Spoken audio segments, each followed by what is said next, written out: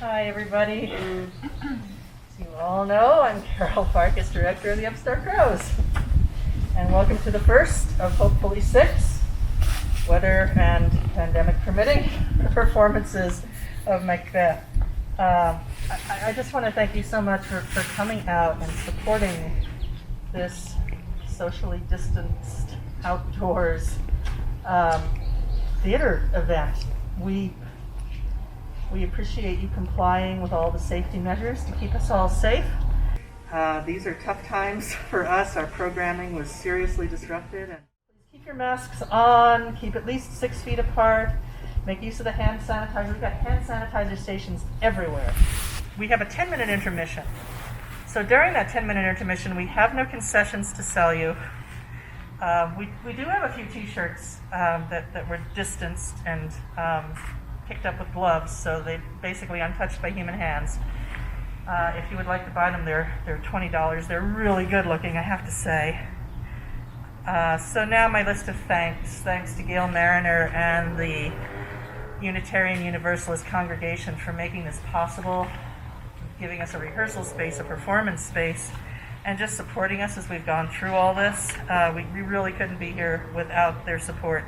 Thanks to the Mariner family for their support with props and just all the technical stuff. They were stringing lights earlier. Zoe Mariner is our costumes apprentice. Itai Rosen is our props apprentice. Claire Lighton and Abby McGahee for costume support. To the Sheffers for photography. Clara West for the poster design. What you see there on your program was drawn and created by Clara West, who is playing Malcolm tonight. A very talented young woman.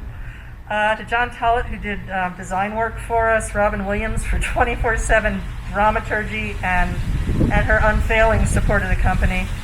So this play is directed by Liam Mitchell, and it's the Crow's first ever Blackfriars production. Blackfriars, we take the name from a theater in London in the year 1600. They started running Shakespeare and other playwrights' plays there performed by children. And Shakespeare complains about them in Hamlet. He calls them the little eyases, and he asks the players in Hamlet, are they still performing? Yes. So Blackfriars is a program for us that gives members of the company who have performed with us and assistant directed with us, who have long experience and apparent devotion to the hard work of theater arts and to the Crows, and all that we do, and who have demonstrated a deep understanding of Shakespeare and who are graduating seniors. We let them choose a play and take full responsibility for every aspect of the production. So as you can tell, the bar is really high for Blackfriars, and Liam has cleared it, way cleared it. He's our first Blackfriar director, and we could not be more proud and impressed by what he has done here amid just the slings and arrows of outrageous fortune. So I'm going to bring Liam on now, and he'll have a few words for you, and then we'll start the play. I mean, to be frank, it's somewhat surreal to be here today, finally presenting my passion project really with each and every one of you, and the work of some of the finest young minds I've ever seen. When we started this 6 months, more than 6 months ago, and started working with the text and how we were going to film, figure this out, it was a lot different than what you're going to see today. It's gone through many forms, but I think nevertheless, I think we've all had such dedication to this, and I'm so incredibly happy to be here today. Okay. If you like what you see today, please feel free to share us on social media.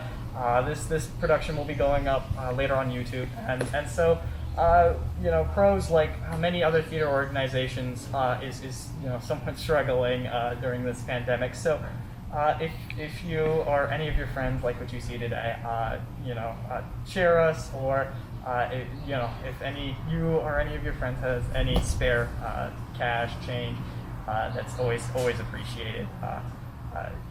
The Swan and other organizations that we are close with would also appreciate it. So thank you so much for coming today.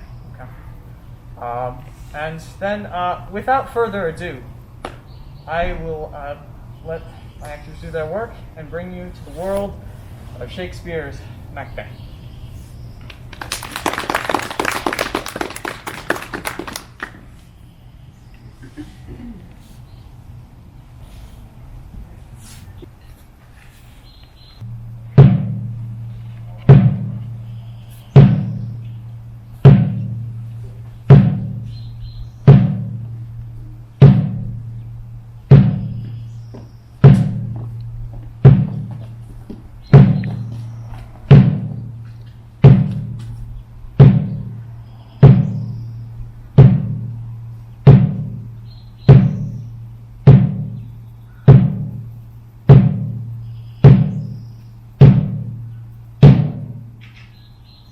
When shall we three meet again, in thunder, lightning, or in rain? When the hurly-burly's done, when the battle's lost and won, that will be ere the set of sun. Where the place? upon the heath, There to meet with Macbeth. I come, Grimalkin. Haddock calls, Anon. fair is foul and foul is fair, hover through the fog and filthy air.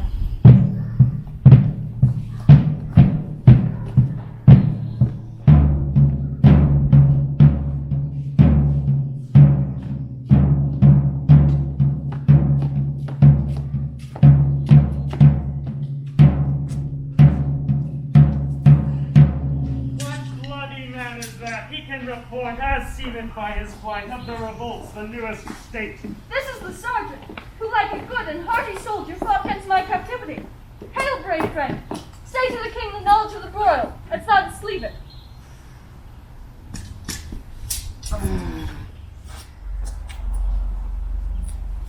Doubtful it stood, as two spent swimmers that do cling together and choke their art.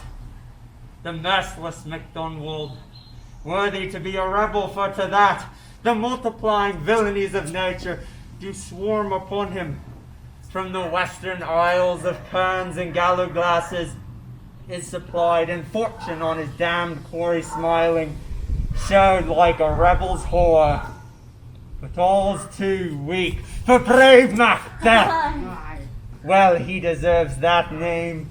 Disdained fortune with his brandished steel, and smoked with bloody execution, like valor's minion carved out his passage, till he faced the slave, which ne'er shook hands nor bade farewell to him, till he unseamed him from the nave to the chop, and fixed his head upon our battlements. Valiant cousin, worthy gentlemen. As whence the sun gainst its reflection, shipwrecking storms and direful thunders, so from that spring, whence comfort seemed to come, discomfort swells. Mark, King of Scotland, mark, no sooner justice had than valor armed, compelled these skimping kerns to thrust their heels. But the Norwegian lord, surveying vantage, with furbished arms and new supplies of men, began a fresh assault. Dismayed not this our captains Macbeth and Banquo. Yes, as sparrows, eagles, Aye. or the hare, the lion. If I say sooth, I must report they were as cannons overcharged with double cracks, so they doubly redoubled strokes upon the foe. Except they meant to bathe in reeking wounds, or memorize another Golgotha. I can't tell, but I am faint. My gasters cry for help. So well thy words become thee as thy wounds, they smack of honor both. Go get him, surgeons! Who comes here? The worthy Thane of Ross. What a haste looks through his eyes, so should he look to seem to speak things strange. God save the king. Whence camest thou, worthy Thane? From fight, great king. With an Norwegian banner spot the sky and fan our people's clothes. Norway himself in terrible numbers, assisted by that most disloyal traitor, the Thane of Cawdor, began a dismal conflict. But Bellona's bridegroom laughed and proved confronted him with self-comparisons. Point against point, rebellious, arm against arm, curbing his lavish spirit. And to conclude, the victory fell on us. Great Aye! happiness! That next swing note than always King Clay's composition. Worthy deign him burial of his men, he dispersed at St. Convent $10,000 for our general use. No more that Thane of Cawdor shall deceive our bosom interest. Go pronounce his present death, and with his former title greet Macbeth. I'll see it done. What he hath lost, noble Macbeth hath won.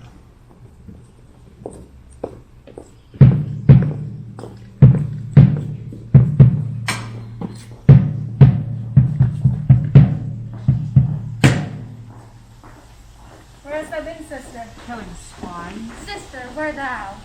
The sailor's wife had chestnuts in her lap, and mouched and mouched and mouched. Oh, give me, quoth I. We're going to be witch, Drumpfed Runyon cries. Her husband to Aleppo gone, master the tiger. But in a sieve I'll put her sail, and like a rat without a tail, I'll do, and I'll do. I'll give you wine. Thou art kind. And I another. I myself have all the other. And the very ports they blow, all the quarters that they know in the shipman's hard.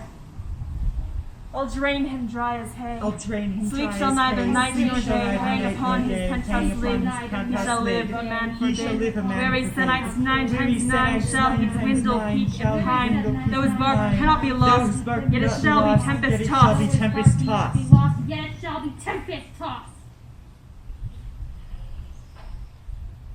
Look what I have. Show me, show me. Here, I have a pilot's thumb. Wrapped as homeward he did come. Macbeth.com.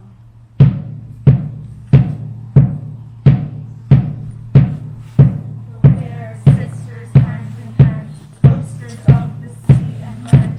Thus do go about, thrice to dine, and thrice to mine, and thrice again to make up 9. So foul and fair a day I have not seen. How far is it called to force? What are these? So withered and so wild in their attire, they look not like the inhabitants of the earth, yet are on it. Live you? Or are you aught that man may question? You seem to understand me, for each at once her toffee finger laying upon her skinny lip, who should be doing yet what ears too busy to interpret it to herself. Speak, if you can. What are you? All hail Macbeth! Hail to thee, Thane of Glamis! All hail Macbeth. Hail to thee, Thane of Cawdor. All hail Macbeth, that shalt be king hereafter. Good sir, why do you start and seem to fear things that do sound so fair? In the name of truth, are you fantastical, or that indeed which outwardly you show? By noble partner you meet with present grace and great prediction of noble having and of royal hope, but he seems rapt withal. To me you speak not. If you can look into the seeds of time and say which grain will grow and which will not, speak then to me, who neither beg nor fears your favors nor your hate. Hail! Hail. Hail! Lesser than Macbeth and greater. Not so happy, yet much happier. Thou shalt get kings, though thou be none. So all hail Macbeth and Banquo. Banquo and Macbeth, all hail. Stay, you imperfect speakers, tell me more. By Sinel's death I know I am Thane of Glamis, but how of Cawdor? The Thane of Cawdor lives, a prosperous gentleman, and to be king stands not within the prospect of belief no more than to be Cawdor. Say, from whence you owe this strange intelligence, or why upon this blasted heath you stop our way with such prophetic bleating? Speak, I charge you! The earth hath bubbles as the water has, and these are of them. Whither have they vanished? Into the air, and what seemed corporal melted as breath into the wind, would they have stayed? Were such things here as we did speak about, or have we eaten on the insane root that takes reason prisoner? Your children shall be kings, You shall be king. and Thane of Cawdor, went it not so? To the self-same tune and words. Who's that? The king hath happily received, Macbeth, the new delight of sex, and when he reads thy personal venture in the rebel's sight, his wonders and his praises do contend what should be thine or his. The silence is that in viewing of the rest of the self-same day. He finds thee in the stout Norwegian ranks. Nothing of fear is what thyself didst make. strange images of death as thick as hell came post with post, and everyone did bear thy praises in his kingdom's great defence and poured them down before him. We are sent to give thee from our royal master thanks, only to herald thee into his sight, not pay thee. And, for an earnest of a greater honour, he bade me from him call me Thane of Cawdor, through tradition, hail most worthy Thane, for it is thine. What can the devil speak true? Oh, the Thane of Cawdor lives. Why do you dress me in borrowed robes? Who was the Thane lives yet, but under heavy judgment bears that life which he deserves to lose. Whether he was combined with those of Norway, or did line the rebels through hidden help and vantage, or that with both he laboured in his country's wrack, I know not. But treason's capital, confessed and killed, have overthrown it. Laws. And Thane of Cawdor too, the greatest, is behind. Thanks for your pains. Do you know that your children shall be kings, when those that gave the Thane of Cawdor to me promised no less to them? That trusted home might enkindle you to the crown besides the Thane of Cawdor. But 'tis strange, and oftentimes to win us to our harm, the instruments of darkness tell us truths, win us with honest trifles to betray us in deepest consequence. Cousins, a word I pray you. Two truths are told, as happy prologues to the swelling act of the imperial theme. I thank you, gentlemen. This supernatural soliciting cannot be ill, cannot be good. If ill, why hath it given me earnest of success commencing? In a truth, I am Thane of Cawdor. If good, then why do I yield to that suggestion, whose horrid image doth unfix my hair and make my seated heart knock at my ribs against the use of nature? Present fears are less than horrible imaginings. My thought, whose murder yet is but fantastical, shakes so my single state of man that function is smothered in surmise, and nothing is but what is not. Look how our partner's wrapped. If chance will have me thing, why, chance may crown me without my stir. New honors come upon him. Like our strange garments, cleave not to their molds, but with the aid of use. Come what come may, time and the hour runs through the roughest day. Worthy Macbeth, we stay upon your leisure. Give me your favor, my dull brain was wrought with things forgotten. Kind gentlemen, your pains are registered where every day I turn the leaf to read them. Let us toward the cave. Think upon what hath chanced, and at more time the interim having waited, let us speak our free hearts each to other. Very gladly. Till then, enough. Come, friends.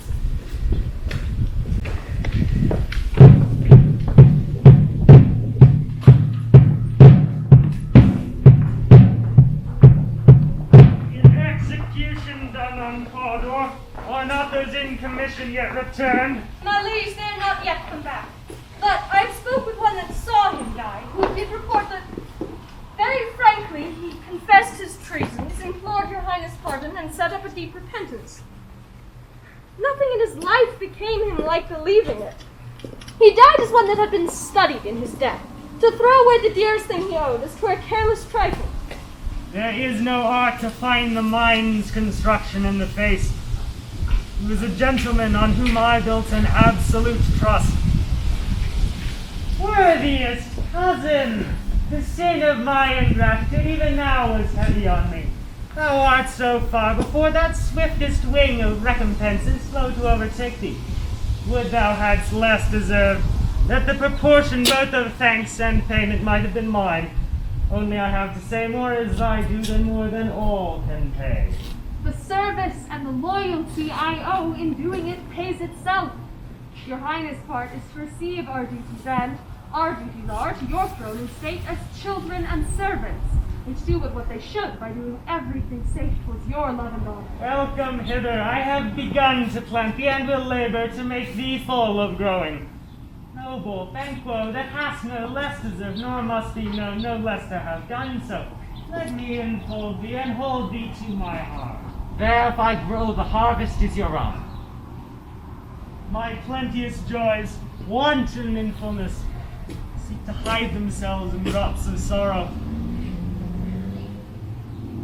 Sons, kinsmen, thanes, and you whose places are the nearest, know we shall establish our estate upon our eldest Malcolm, whom we name hereafter the Prince of Cumberland. Honor must not be unaccompanied. Invest him only, but signs of nobleness, like stars, shall shine on all deservers.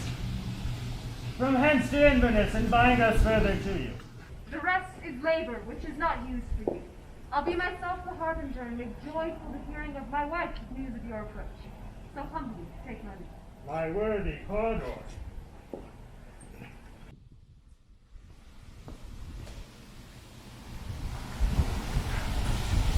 The Prince of Cumberland.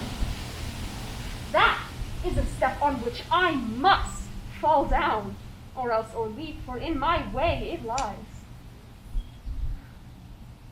Stars, hide your fires. Let not light see my black and deep desires. The eye wink at the hand, yet let that be, which the eye fears when it is done to see. True, worthy Banquo, he is full so valiant, and in his commendation I am fed. It is a banquet to me. Let's after him whose care is gone before to bid us welcome. It is a peerless kinsman.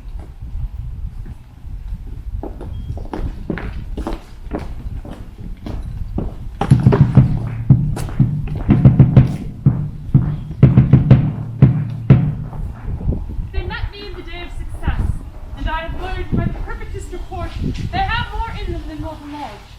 When I burnt in desire to question them further, they made themselves air, into which they vanished. Whiles I stood wrapped in the wonder of it, came missives from the king, who all hailed me Thane of Cawdor, by which title before these weird sisters saluted me, and referred me to the coming on of time with Hail King that shalt be. This have I thought good to deliver thee, my dearest partner of greatness, that thou mightst not lose the dues of rejoicing by being ignorant of what greatness is promised thee.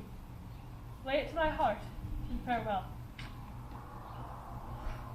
Glamis thou art, and Cawdor, and shalt be what thou art promised. Yet do I fear thy nature. It is too full of the milk of human kindness to catch the nearest way. Thou wouldst be great, art not without ambition, or without the illness should attend it. What thou wouldst highly, that wouldst thou holily. Wouldst not play false, and yet wouldst wrongly win. Thou'dst have great Glamis, that which cries, thus thou must do, thou have it.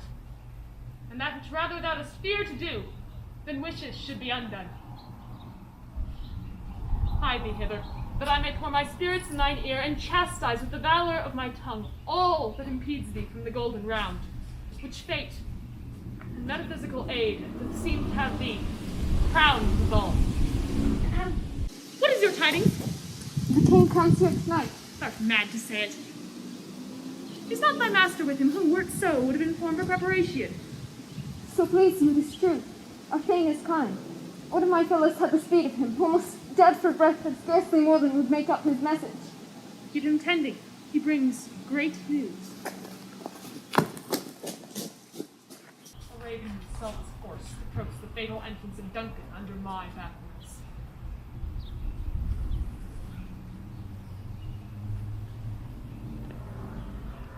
Come, you spirits that tend on mortal thoughts, unsex me here, and fill me from the crown to the toe, top full of direst cruelty.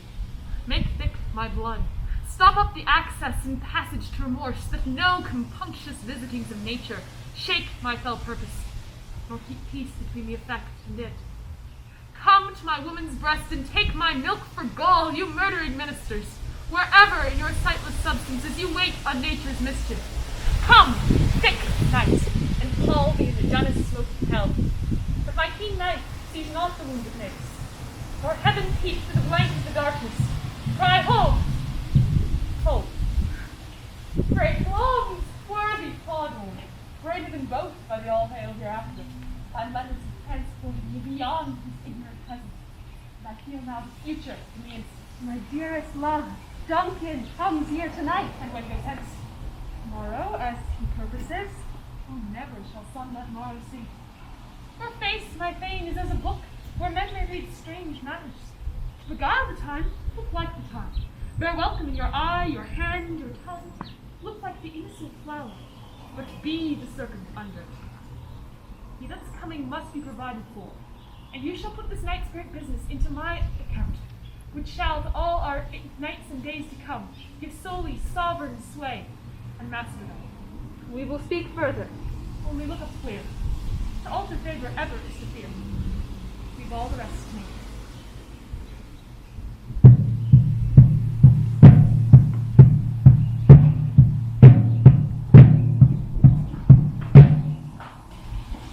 This castle hath a pleasant seat.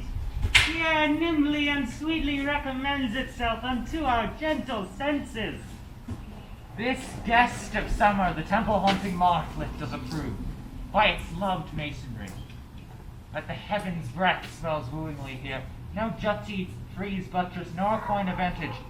But this bird hath made his pedant bed and procreant cradle, where he must breed and haunt. I have observed the air is delicate. See our honored hostess. The love that follows us often is our trouble, which still we thank as love. Herein I teach you how you shall bid God ill us for our pains, and thank us for our trouble. All our service in every point twice done, and then done double. We're poor and single business to contend against those honors deep and broad, wherewith your majesty loads our house. For those of old, and the late dignities heaped up to them, we rest your eremites. Where's the Thane of Cawdor? We coursed him at the Yield, and had a purpose to be his purveyor. But he rides well, and his great love, sharp as its spur, hath holp him to his home before us. Fair and noble hostess, we are your guests tonight. Your servants ever have theirs themselves, and what is theirs in common? To make their audit at your highness' pleasure, still to return your own. Give me your hand, conduct me to mine host. We love him highly, and shall continue our graces towards him. By your leave, hostess.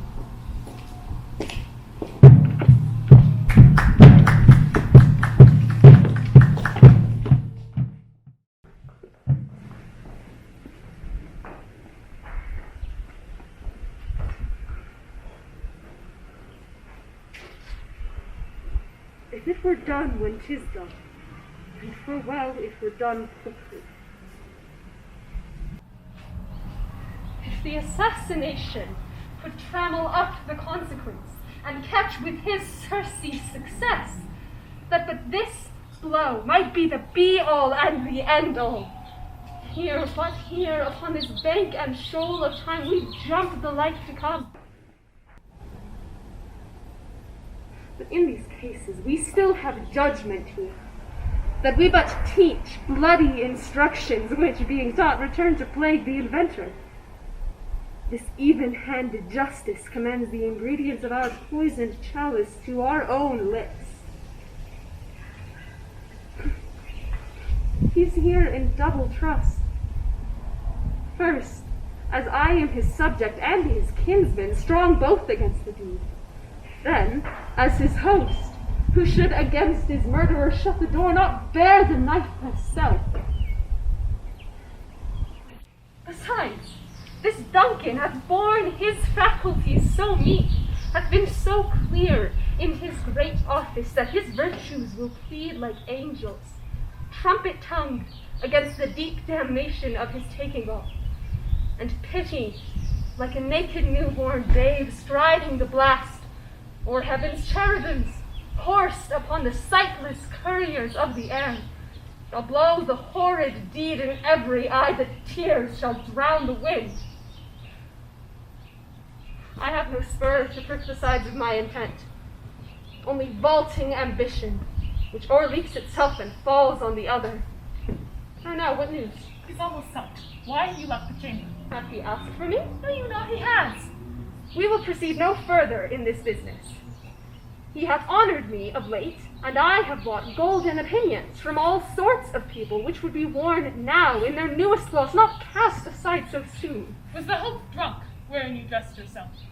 Hath it slept since, and wakes it now to look so green and pale at what it did so freely? From this time, such I count thy love. Art thou feared to be the same in thine own act and valor as thou art in desire? Wouldst thou have that which thou seemst the ornament of life, and live a coward in thine own esteem, letting I dare not wait upon I would, like the poor cat of the attic? Pretty peace.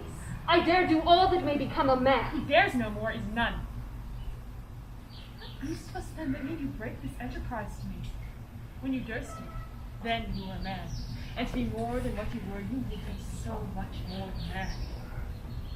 Time or place did then adhere, and yet you would make both. They have made themselves, and that their fitness now does unmake you. I have given a sigh, and know how tender 'tis to love the babe that milks me. I would, while 'twas smiling in my face, have plucked my nipple from his boneless gums and dashed the brains out, had I so sworn as you have done to this. If we should fail. We fail! But screw your courage to the sticking place, and we'll not fail.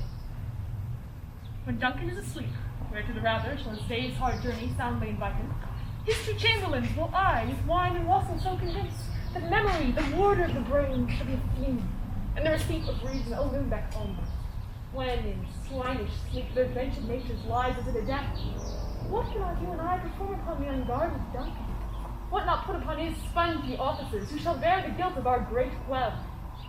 Bring forth men children only, for thy undaunted mettle should compose nothing but males.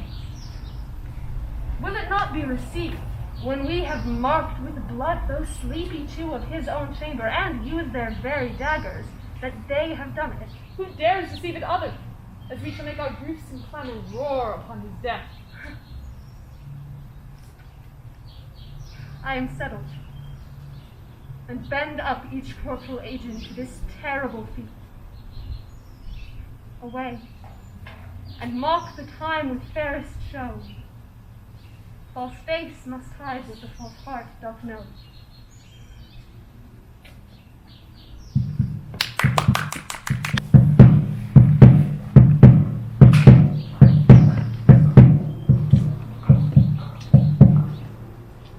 How goes the night, boy? The moon is down. I have not heard the clock. She goes down at 12. I take it is later, sir. Hold. Take my sword. There's a husbandry in heaven. The candles are all out. Take you that soon. A heavy summons lies like lead upon me, and yet I would not sleep. Merciful powers, restrain in me the constant thoughts that nature gives way to in repose. Give me my sword. Who's that? A friend! What, sir, not yet at rest? The king's abed. He has been in unusual pleasure, and hath fed forth great majesty your offices. This diamond, he greets your wife withal, by the name of most kind hostess. Shut up and measure this. Being unprepared, our will became the servant to defect, which else should spring abroad.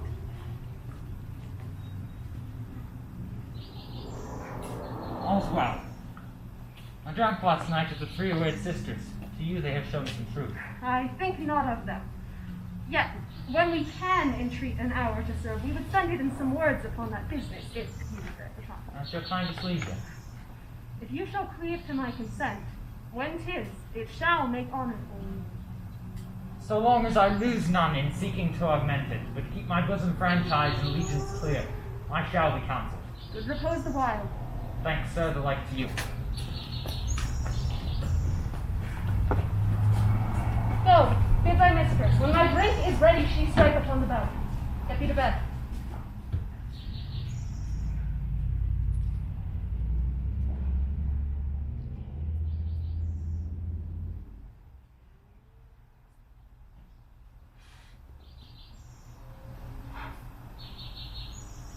Is this a dagger, which I see before me, the handle towards my hand?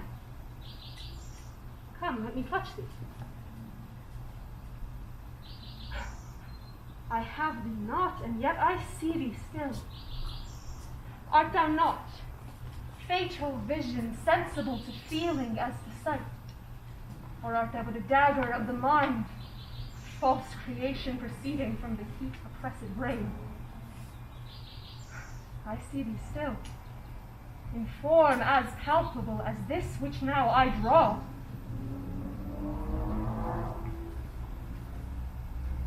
Thou marshallest me the way that I was going, and such an instrument was I to use. Mine eyes are made the fools of the other senses, or else worth all the rest.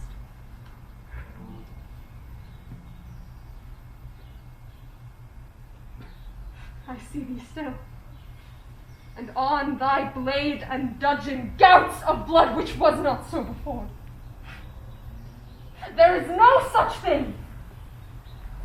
It is the bloody business which informs thus to mine eyes.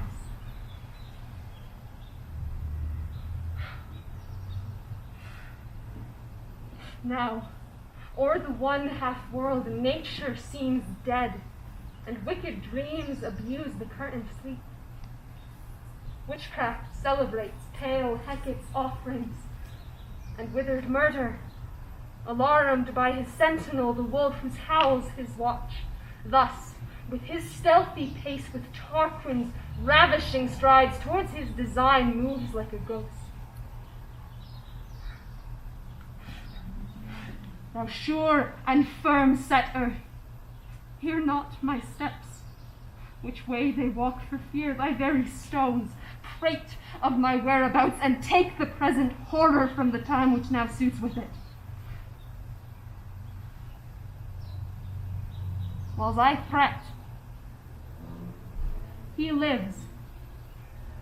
Words to the heat of deeds too cold breath gives.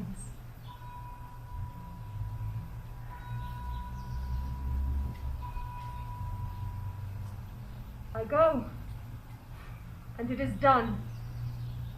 The bell invites me. Hear it not, Duncan, for it is a knell that summons thee to heaven, or to hell.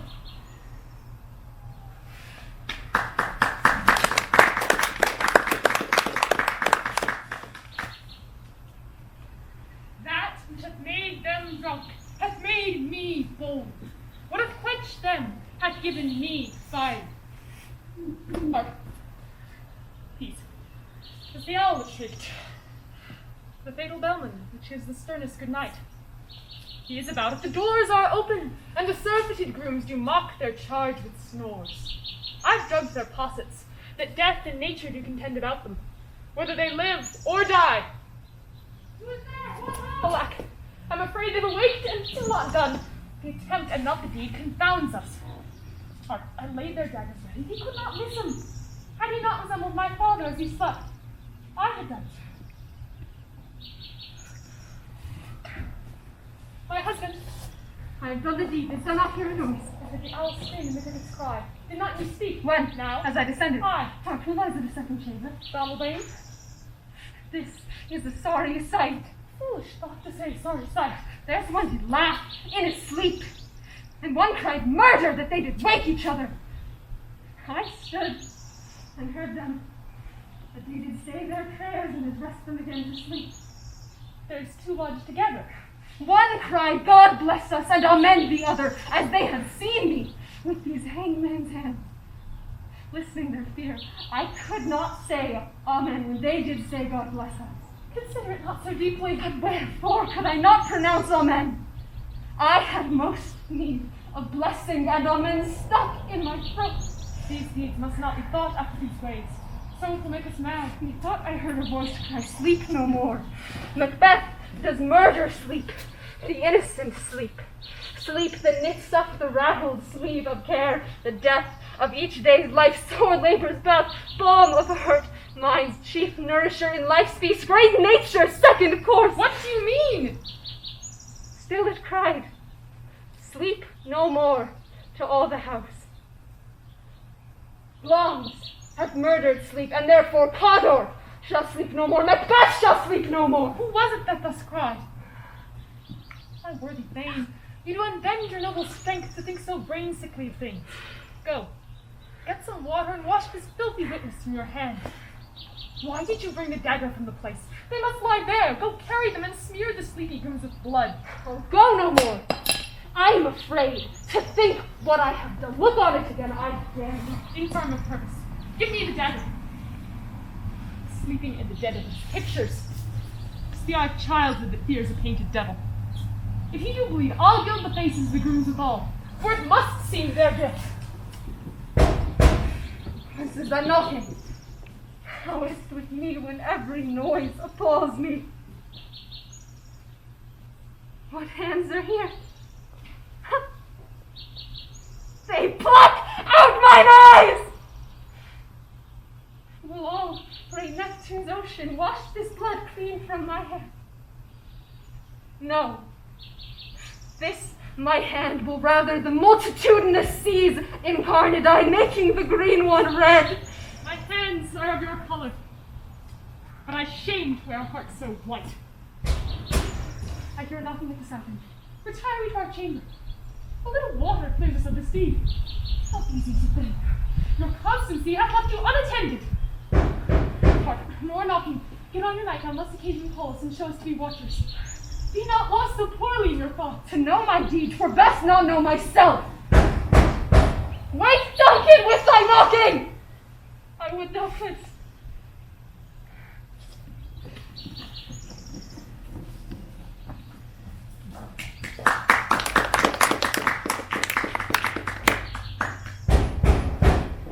Here's a knocking indeed.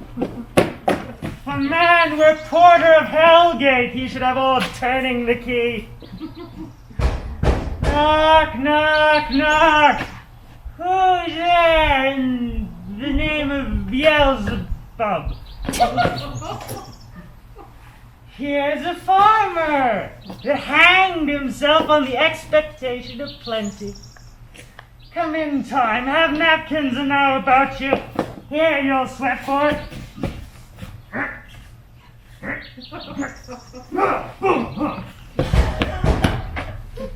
Knock, knock.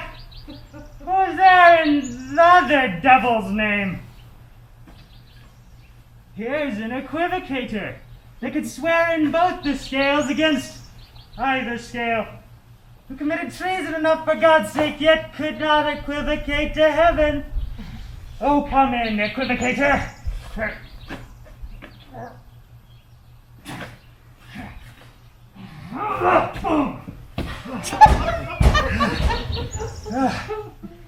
Knock, knock. Who's there? Here's an English tailor, committed for stealing out of a French house. Come in, tailor.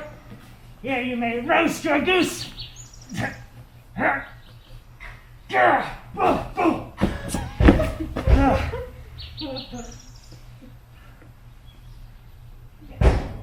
Knock, knock, knock. Who's there?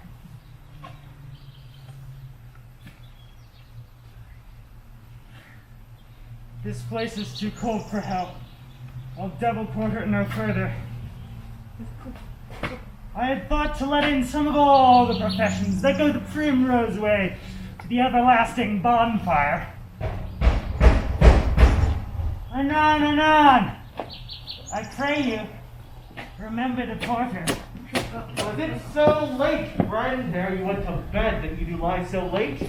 Hey, sir, we were carousing till the second cock. And drink, sir, is a great provoker of 3 things. And what 3 things does drink especially provoke? Mary, sir, nose painting, sleep, and urine. Lechery, sir, it provokes and unprovoked. It provokes the desire, but it takes away the performance. Therefore, much drink may be said to be an equivocator with lechery. It makes him and it mars him. It sets him on and it takes him off. It persuades him and disheartens him. Makes him stand to and not stand to. In conclusion, equivocates him in a sleep and, giving him the lie, leaves him I believe drink gave thee the lie last night. That it did, sir, in the very throat on me. But I requited him for his life, and I think being too strong for him. He took up my legs sometime, yet I made a shift to cast him. Is thy master stirring? Ah, our knocking has awaked him. Here he comes. Good morrow, noble sir. Tomorrow, both. Is the king stirring, worthy king? Not yet. They did command me to call timely on him. I've almost slipped the hour. I'll bring you to him. I know this is a joyful trouble to you, but yet 'tis one. The labor we delight in physics pain. This is the door. I'll make so bold to call, for 'tis my limited service. Goes the king hence today. He does. He did appoint so. The night has been unruly. Where we lay, our chimneys were blown down. And as they say, lamenting turned to the air strange screams of death, and prophesying with accents terrible of dire combustion and confused events new hests for the woeful time. The obscure bird clamored the livelong night. Some say the earth was feverish and did shake. 'Twas a rough night. My young remembrance cannot parallel a fellow to it. Oh, horror! Horror! Horror! Tongue nor heart cannot conceive nor name thee! What is the matter? Confusion now hath made his masterpiece. Most sacrilegious murder has broke up the Lord's anointed temple and stole thence the life of the building. What is you say, the life? Mean you his majesty? Approach the chamber and destroy your sight with a new carcass. Do not bid me speak. See, and then speak yourselves. Awake! Awake! Bring the alarm bell! Murder and treason! Bethel Galway! Malcolm, awake! Shake off this downy sleep, death's counterfeit, and look on death itself. Up, up and see the great doom's image. Malcolm! Bakewell! From your graves rise up and walk like sprites to countenance this horror. Ring the bell! What's the business that such a hideous trumpet calls to hardly the sleepers of the house? Speak! Speak! Oh, gentle lady, 'tis not for you to hear what I can speak. The repetition in a woman's ear would murder as it fell. Oh, Bakewell, Bakewell! Our royal masters murdered. Oh, alas, what? In our house? Too cruel anywhere. Dear Duff, I prithee contradict thyself and say it is not so. Had I but died an hour before this chance, I had lived a blessed time. For from this instant, there's nothing serious in mortality. All is but toys. Renown and grace are dead. The wine of life is drawn, and the mere lees is left this vault to brag of. What is amiss? No on, and do not know it. The spring, the head, the fountain of your blood is stopped. The very source of it is stopped. Your royal father's murder.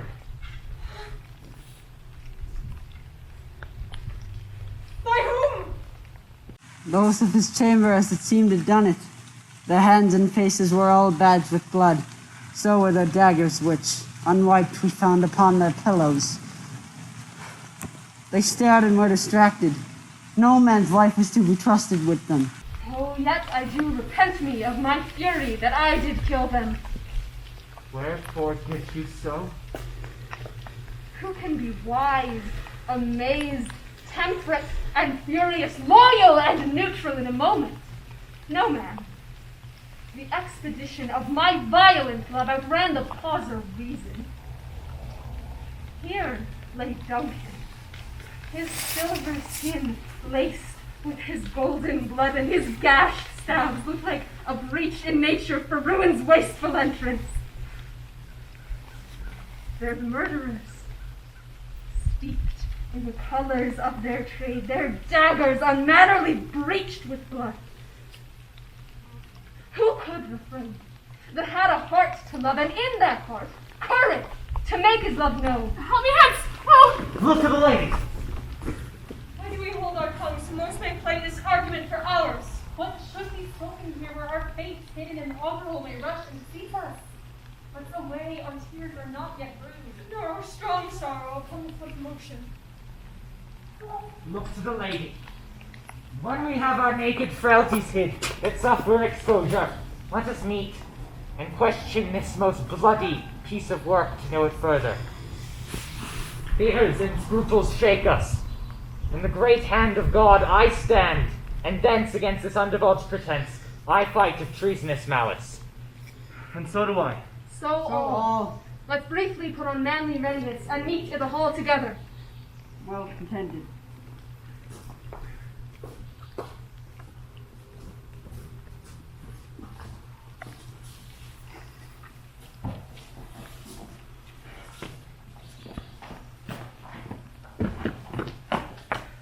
What shall we do?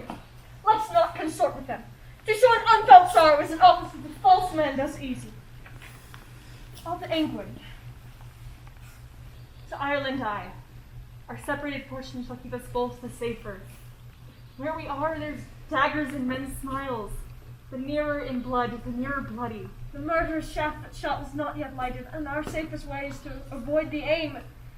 Therefore to horse, and let us not be dainty of leave-taking, but shift at once. There's warrant in that theft which steals itself, and there's no mercy left.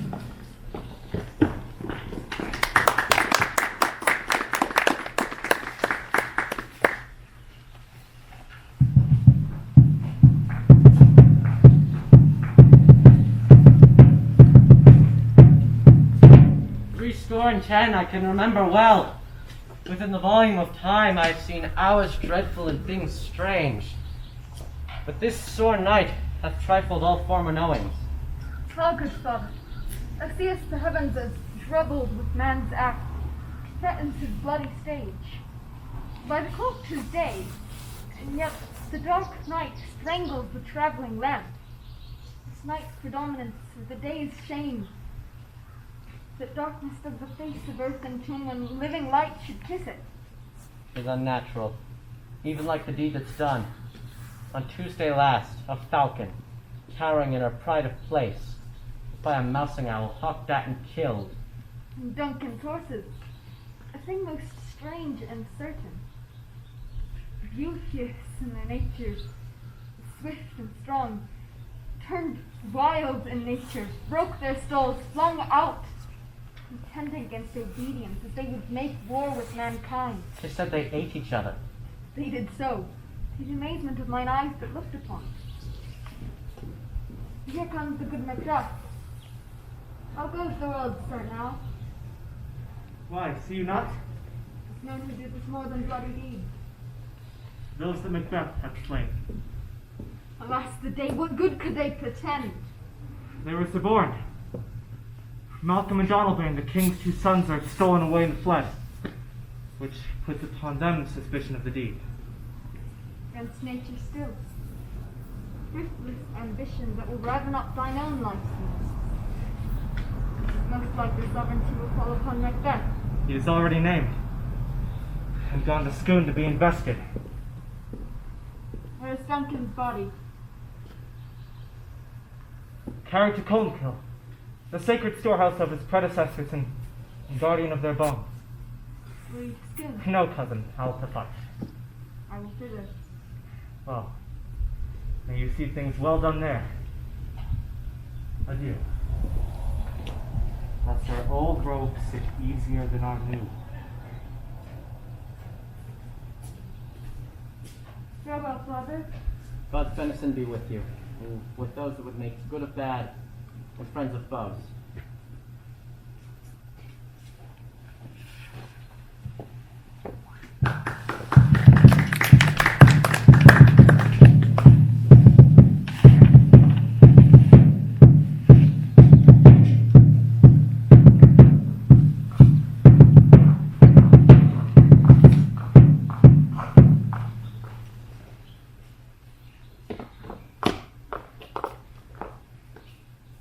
Thou hast it now.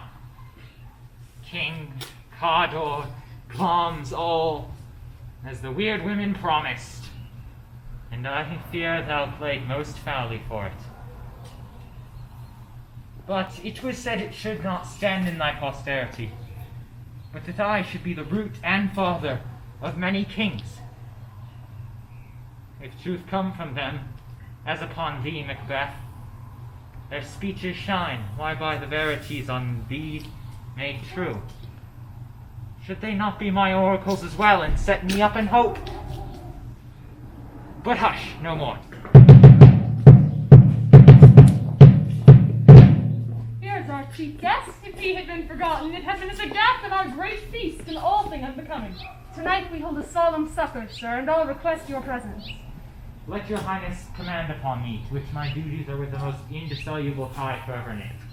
Ride you this afternoon. Aye, my lord. We should have else desired your good advice, which still hath been both grave and prosperous in this day's council. But we'll take it tomorrow. Is far you ride? As far, my lord, as will fill up the time twixt this and supper. Go not my horse the better, I might become a bar of the night for a darker hour or tway. Fail not our feast. My lord, I will not. We hear our bloody cousins are bestowed in England and in Ireland, not confessing their cruel parricide, filling their hearers with strange invention. But of that tomorrow, when therewithal we shall have cause of state craving us shortly. Hie you to horse, adieu till your return at night. Goes Fleance with you? Aye, my lord. Our time does call upon us. I wish your horse is swift and sure of foot, and so I to commend you to their best. Farewell.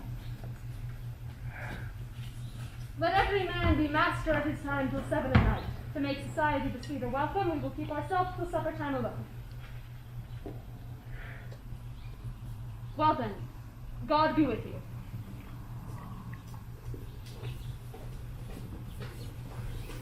Sirrah, a word with you. Attend those men our pleasure. They are, my lord, without the palace gate. Bring them before us.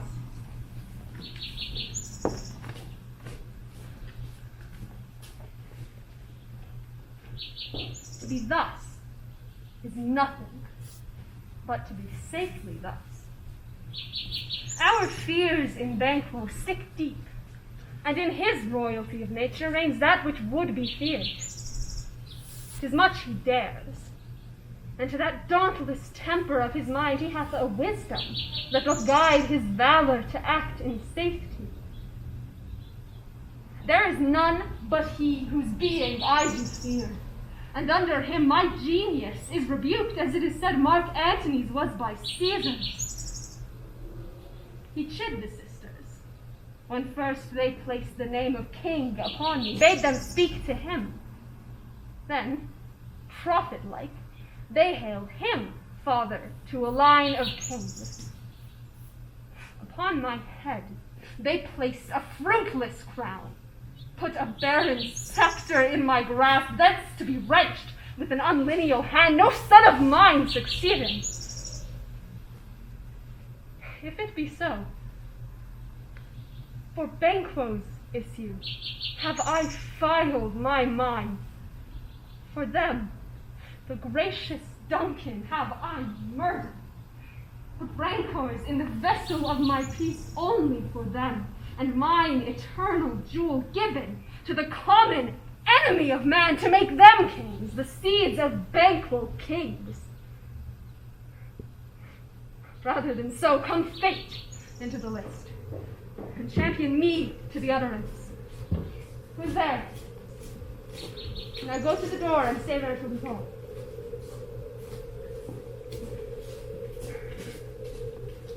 Was it not yesterday we spoke together? It was, so please your highness. Well then, now have you considered of my speeches? Know that it was he, in the times past, which held you so under fortune which you thought had been our innocent self. This I made good to you in our last conference, passed in probation with you. How you were born in hand, how crossed the instruments who wrought with them, and all things else that might, to half a soul and to a notion crazed, say, thus did Banquo. You made it known to us. I did so, and went further, which is now our point of second meeting. Do you find your patience so predominant in your nature that you can let this go? Are you so gospel as to pray for this good man and for his issue, whose heavy hand hath bound you to the grave and beggared yours forever? We are men, my liege. Aye, in the catalogues you go for men, as hounds and greyhounds, mongrels, spaniels, curs, shocks, water rugs, and demi-wolves are kept all by the name of dogs. The valued file distinguishes the slow, the swift, the subtle, the hunter, the housekeeper, every one according to what gift bounteous nature hath in him closed, whereby he does receive particular addition from the bill that writes them all alike. And so of men. Now, if you have a station in the file not in the worst rank of manhood, say it, and I will put that business to your bosoms whose execution takes your enemy off, and grapples thee to the heart and love of us, who wear our health but sickly in his life, which in his death were perfect. I am one, my liege, whom the vile blows and buffets of the world hath so incensed that I am reckless what I do to spite the world. And I had never, so wearied with disaster, tugged with fortune, that I might set my life on any chance to mend it or be rid on. Both of you know Banquo was your enemy. True, my lord. So is he mine. And in such bloody distance that every minute of his being thrusts against my nearest of life. And though I could, with bare-faced power, sweep him from my sight and bid my will avouch it, yet I must not. For certain friends that are both his and mine, whose loves I may not drop, but wail his fall whom I myself struck down. And thence it is that I, to your assistance, do make love, masking the business from the common eye for sundry weighty reasons. We shall, my lord, perform what you command us. Your spirits shine through you. Within this hour, at most, I will advise you where to plant yourselves, acquaint you with the perfect spy of the time, the moment on it, for it must be done tonight, and something from the palace. Always thought that I require a clearness. And with him, to leave no rubs nor botches in the work, his son, Cleus, that keeps him company, whose absence is no less material to me than is his father's, must embrace the fate of that dark hour. Resolve yourselves apart, I'll come to you anon. We are resolved, my lord. I'll call upon you straight. Abide within.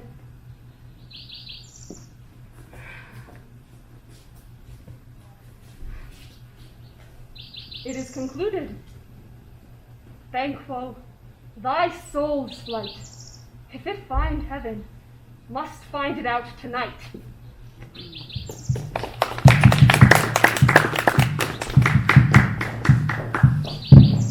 Is Banquo gone from court? Aye, madam, but returns again tonight. Say to the king I would attend his leisure for a few words. Madam, I will.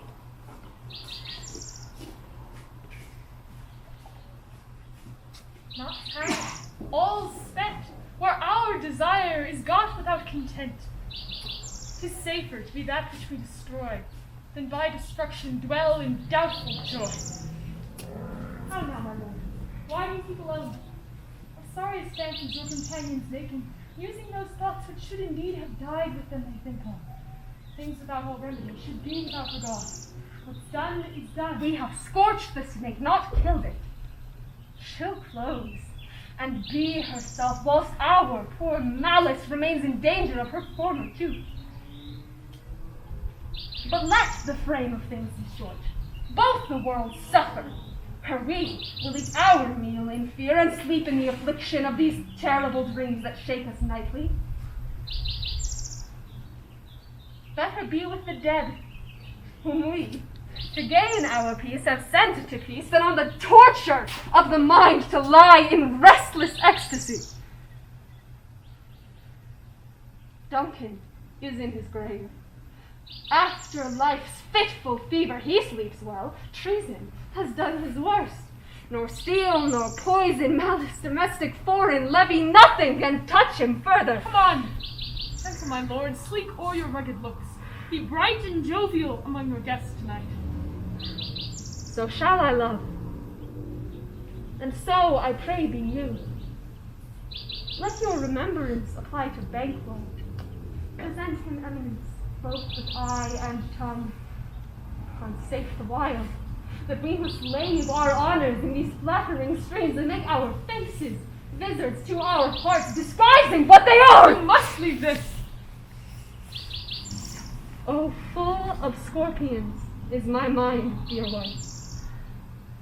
Thou knowest Banquo and his fleance lives. In them, nature's copy's not a turn. There's comfort yet. They are assailable. Then be thou jocund. Ere the bat hath flown his cloistered flight, ere to black Hecate summons the shard-born beetle with his drowsy hums hath rung night's yawning peal, there shall be done a deed of dreadful note. What's to be done? Be innocent of the knowledge, dearest Chuck, till thou applaud the deed.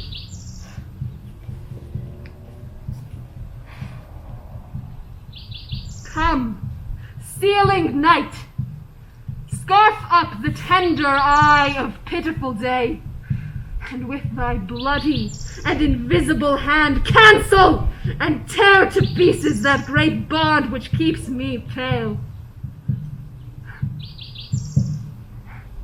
Light thickens, and the crow makes wing to the rooky wood. Good things of day begin to droop and drowse, whilst night's black agents to their praise do rouse. Thou marvelest at my words, but hold thee still. Things bad be done make strong themselves by ill. So pretty, go with me.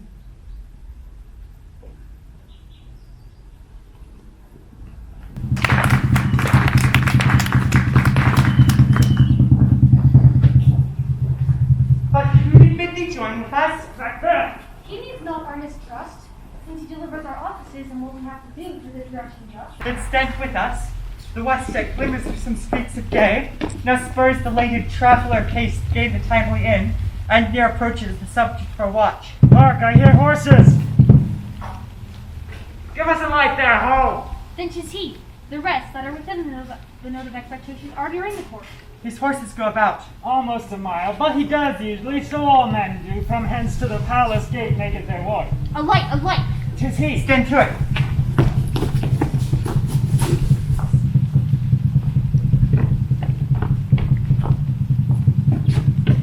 It will be rain tonight. Let it come down.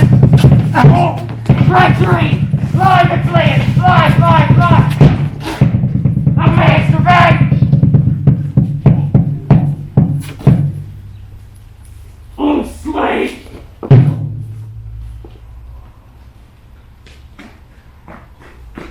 Who did strike out the light? What's not the way? There's but one down, the sun is fled. We have lost best half of our fare. Well, let's away and see how much is done.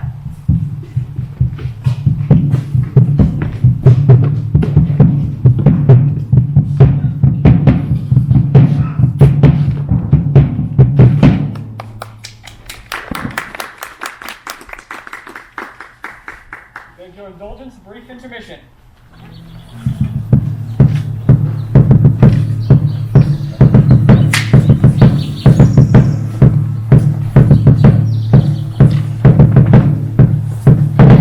You know your own degrees. Sit down. At first and last, a hearty welcome. Thank you, Your Majesty. Ourselves will mingle with society and play the humble host.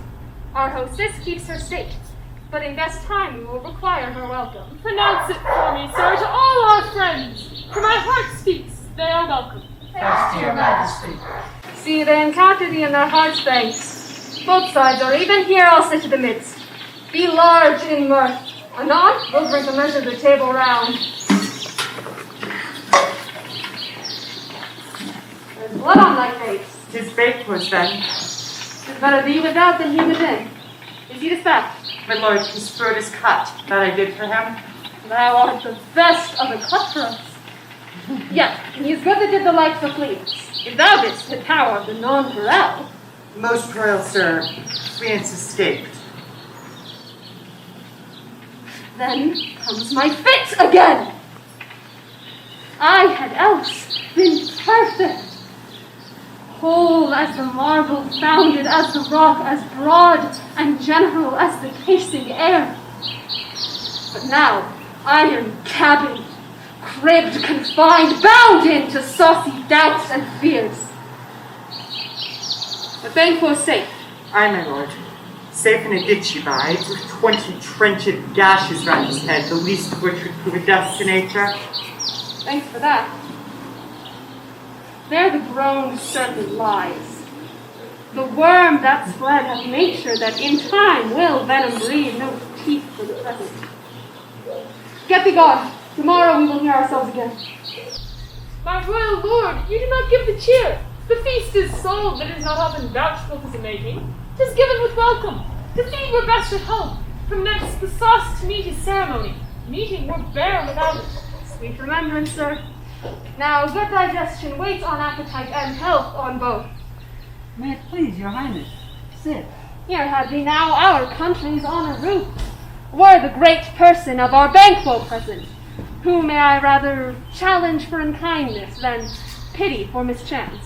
His absence, sir, lays blame upon his promise. Please let your highness to grace us with your royal presence.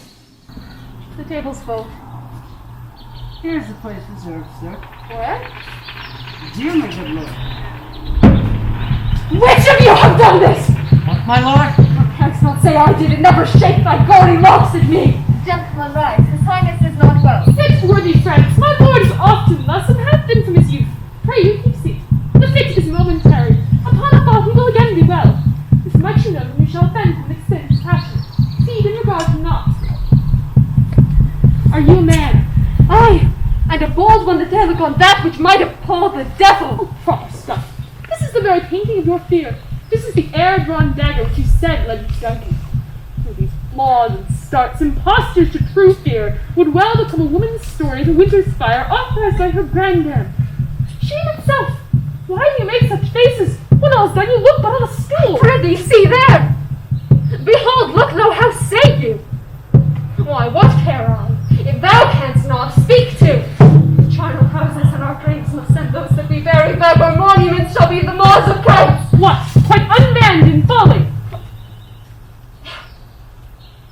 If I stand here, I saw him. Fie for shame. Blood hath been shed ere now.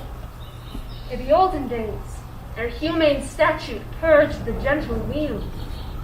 Aye, and since too, murders have been performed too terrible for the ear. The time has been that when the brains were out, the man would die, and there an end. But now, they rise again with 20 mortal murders on their crowns and push us from our stools. This is more strange than such a murder is. My worthy lord, your noble friends do lack you. I do forget. Do not muse at me, my most worthy friends. I have a strange infirmity, which is nothing to those that know me. Come. Love and health to all, and then I'll sit. Give me some wine. Fill full.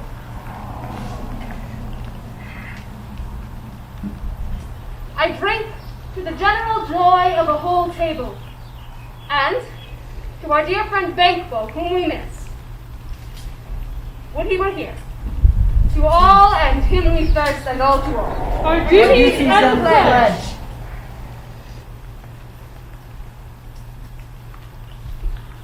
Avaunt, and quit my sight! Thy bones are marrowless, thy blood is cold. Thou hast no speculation in those eyes which thou dost glare with. Think of this, good peers, but as a thing of custom. 'Tis no other, only it spoils the pleasure of the time. Crouch thou, like the rugged Russian bear, the armed rhinoceros, or the Kyrgyz tiger. Take any shape of that, and my firm nerves shall never tremble. Or be alive again. Dare me, the desert with thy sword is trembling. I inhabit, then protest me, the baby of a worm. Hands! Horrible shadow of real mockery hands!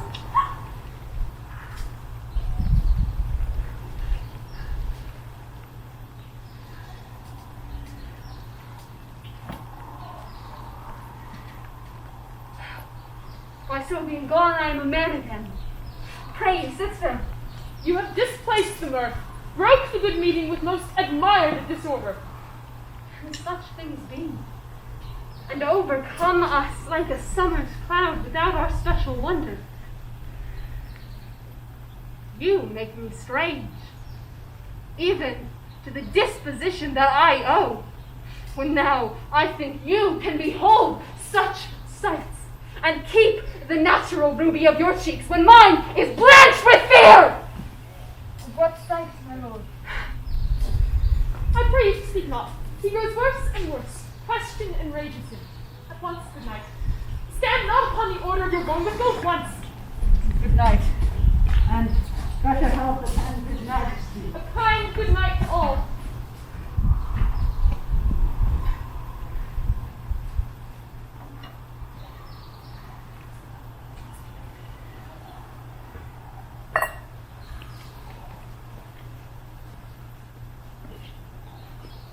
It will have blood, they say.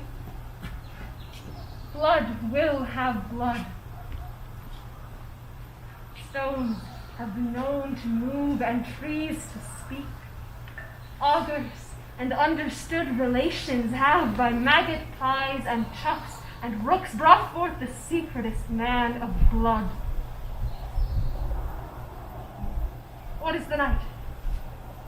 Almost at odds with morning, which is which?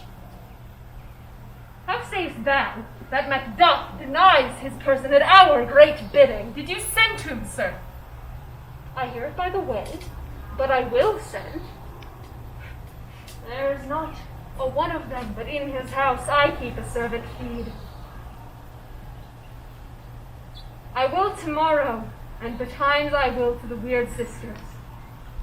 More shall they speak, for now I am bent to know by the worst means the worst for mine own good. All causes shall give way.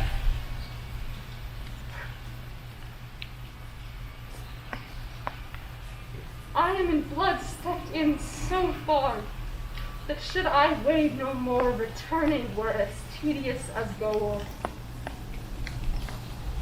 Strange things I have in head, but will to hand, which must be acted ere they may be stand. You lack the season of all natures. Sleep. Come, will to sleep. My strange and self-abuse is the initiate fear that wants our use. We are yet but young, indeed.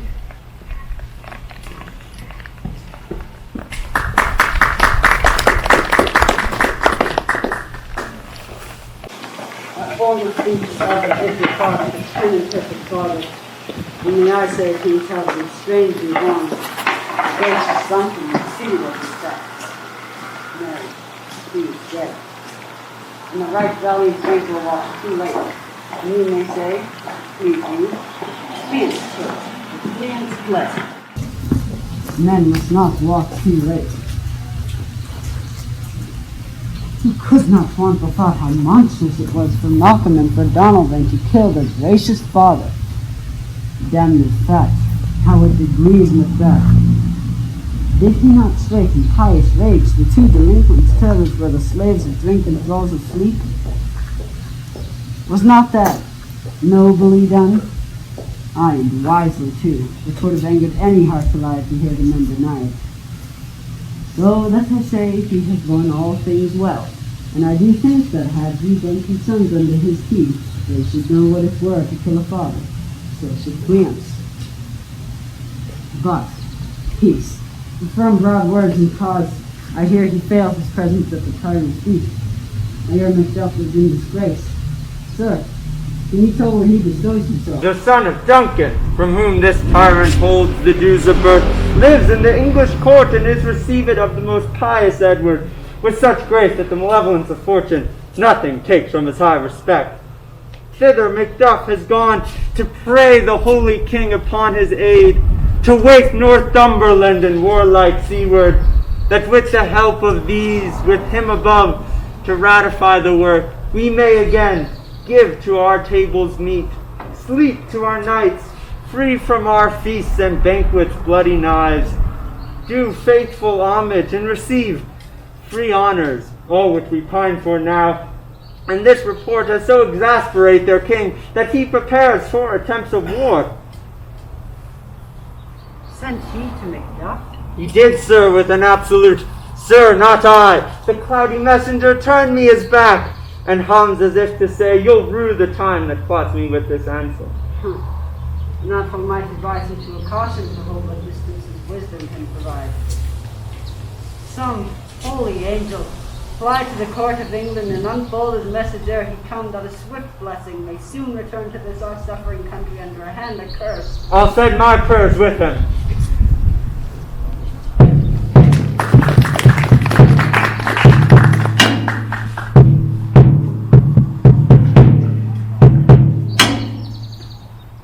Thrice the brinded cat is mewed. Thrice he wants the hedge pig wine. Harpier cries, 'tis time, 'tis time.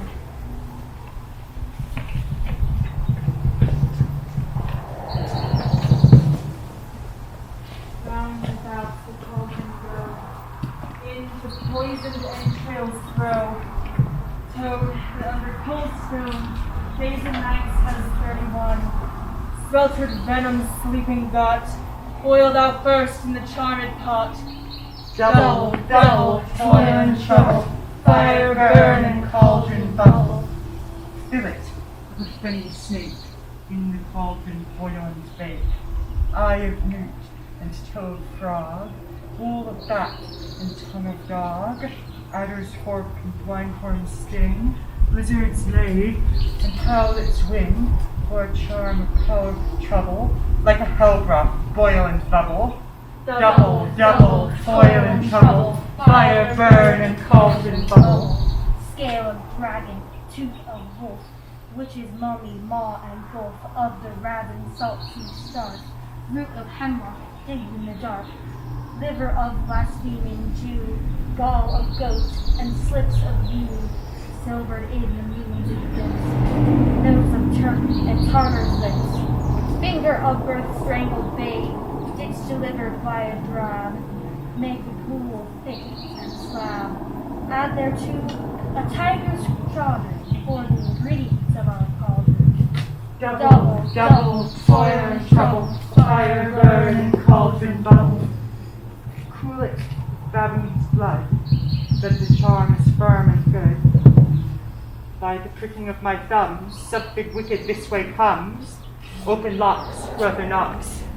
How now, you secret black and midnight hags? What is you do? A deed without a name. I conjure you, by that which you profess, howe'er you came to know it, answer me.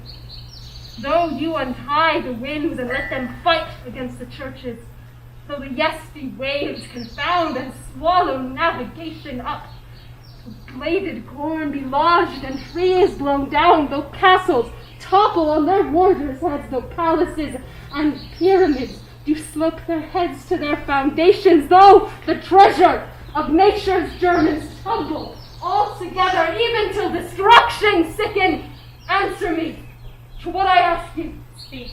Demand. Will answer. Say if that's rather hear from our mouths or from our masters. Call them. Let me see them. Foreign sow's blood vetteth etten, her nine pharaoh, griefs that sweaten from the murderer's dirt, throw into the flame. Come high or low, thyself and office deathly show. Tell me, thou unknown power. He knows thy thought, hear his speech, but say thou not. Macbeth, Macbeth, Macbeth, beware, Macbeth, beware the fate of fight. Dismiss me, enough.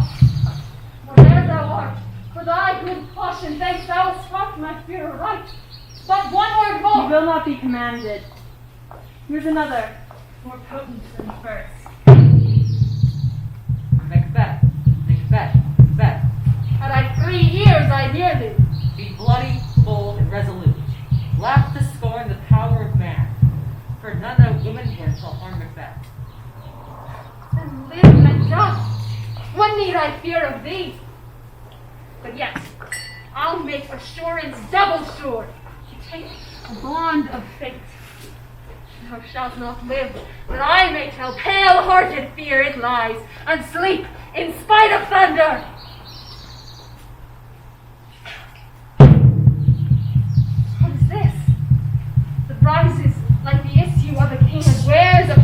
baby brows around a drop of sovereignty. Listen, but speak not to it. Be lion-mettled, proud, and give no care who chafes, who frets, or where conspirers are. Macbeth shall never vanquished be, till great Burnham would to high Dunsinane come against him. That will never be. Who can impress the forest, bid the tree unfix its earthbound root? Sweet bodings good. Rebellion's head, rise never till the wood of Burnham rise. And our high slate Macbeth shall live the lease of nature, paying his breath to time and mortal custom. Yet, my heart throbs to know one thing more.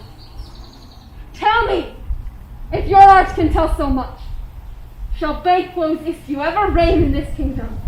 Seek to know no more. I will be satisfied. Deny me this, and an eternal curse fall on you. Let me know, or sinks that cauldron. And what noise is this? Show. Show His eyes and grieve his heart. Come like shadows, so depart.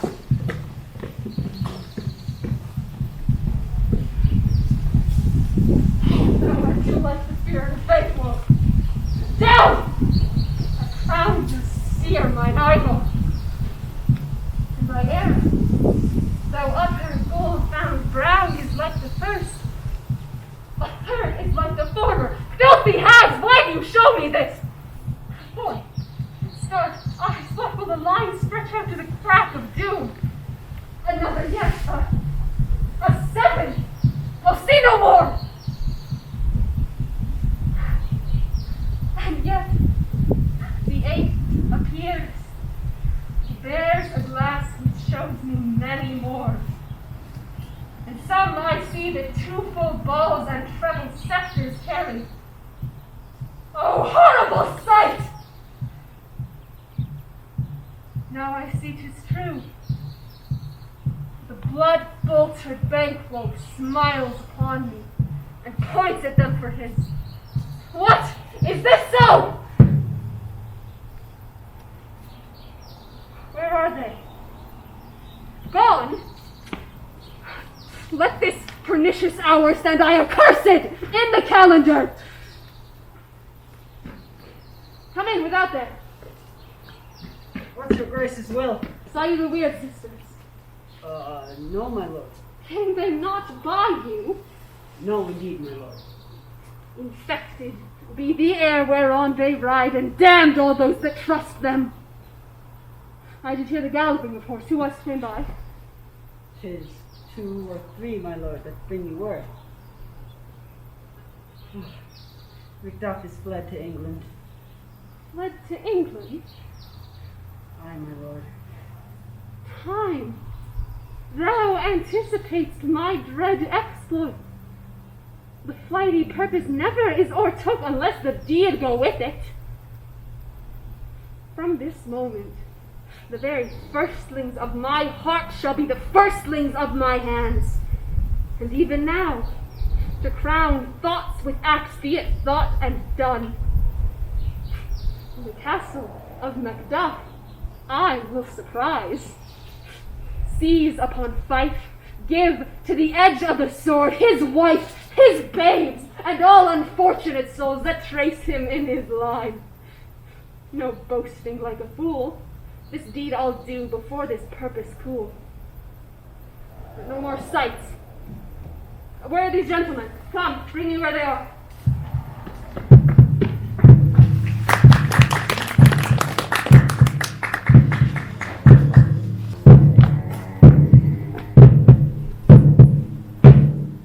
What had he done to make him fly the land? You must have patience, madam. He had none. His flight was madness, and our actions do not, our fears do make us traitors.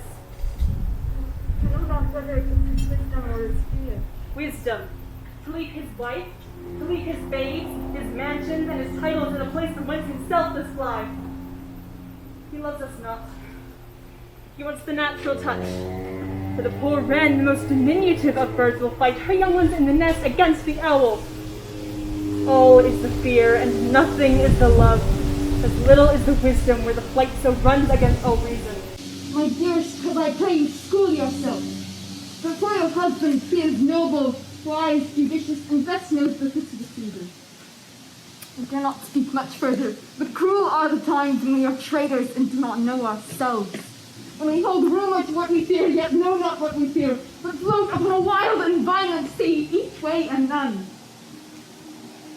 I take my leave of you. It shall not be long, but I will appear again. Things at worst will cease for us, are not what they were before. My pretty cousin, blessings upon you. Fathered he is, and yet he is fatherless. And so much a fool. Should I stay longer, it would be my disgrace and your discomfort. I take my leave at once.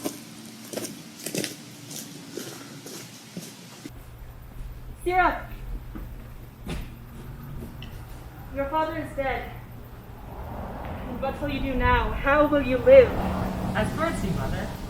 What, with worms and flies? That's what I get. I mean, so do they. Poor bird, thoughts never fear the net nor line, the pitfall nor the gin. Why should I, Mother? Poor birds, they're not set for. My father is not dead, for all your Yes, he is dead. How wilt thou do for a father? Nay, how will you do for a husband? But I can buy me 20 at any market. Then you'll buy in the cell again. Oh, thou speakst with all thy wit, and yet a faith, with wit enough for thee. Was my father a traitor, Mother? Aye, that he was. What is a traitor? Why, one that swears and lies. Be all traitors that do so? Everyone that does so is a traitor, and must be hanged. Must they all be hanged that swear and lie? Everyone? Then the liars and swearers are fools. If they're liars and swearers, now to beat the honest men and hang up them. God help thee, poor monkey. But how wilt thou do for a father? If he were dead, you weep for him. If he would not, it is a good sign that I should quickly have a new father. Poor prattler, how thou talks. Bless you, fair dame. I'm not, you know, though in your state of honor I am perfect. I doubt some danger doth approach you nearly. You will take a homely man's advice. Be not found here hence with your little one. To fright you thus, methinks I am too savage. To do worse to you would be fell cruelty, which is too nigh your person. Heaven preserve you, I dare buy no longer. Whither shall I fly? I have done no harm. But now I remember I am in this earthly world where to do harm is often laudable. To do good sometimes accounted dangerous folly. If I had done the last, I would have that womanly defense to say, I have done no harm. What are these faces? Where's your husband? I hope in no place so unsanctified where such as thou mayst find him. He's a traitor. Don't lie, you so sad-haired villain. What, you egg? Oh, no! Young fry of treachery. He has killed me, Mother. Run away, I pray you.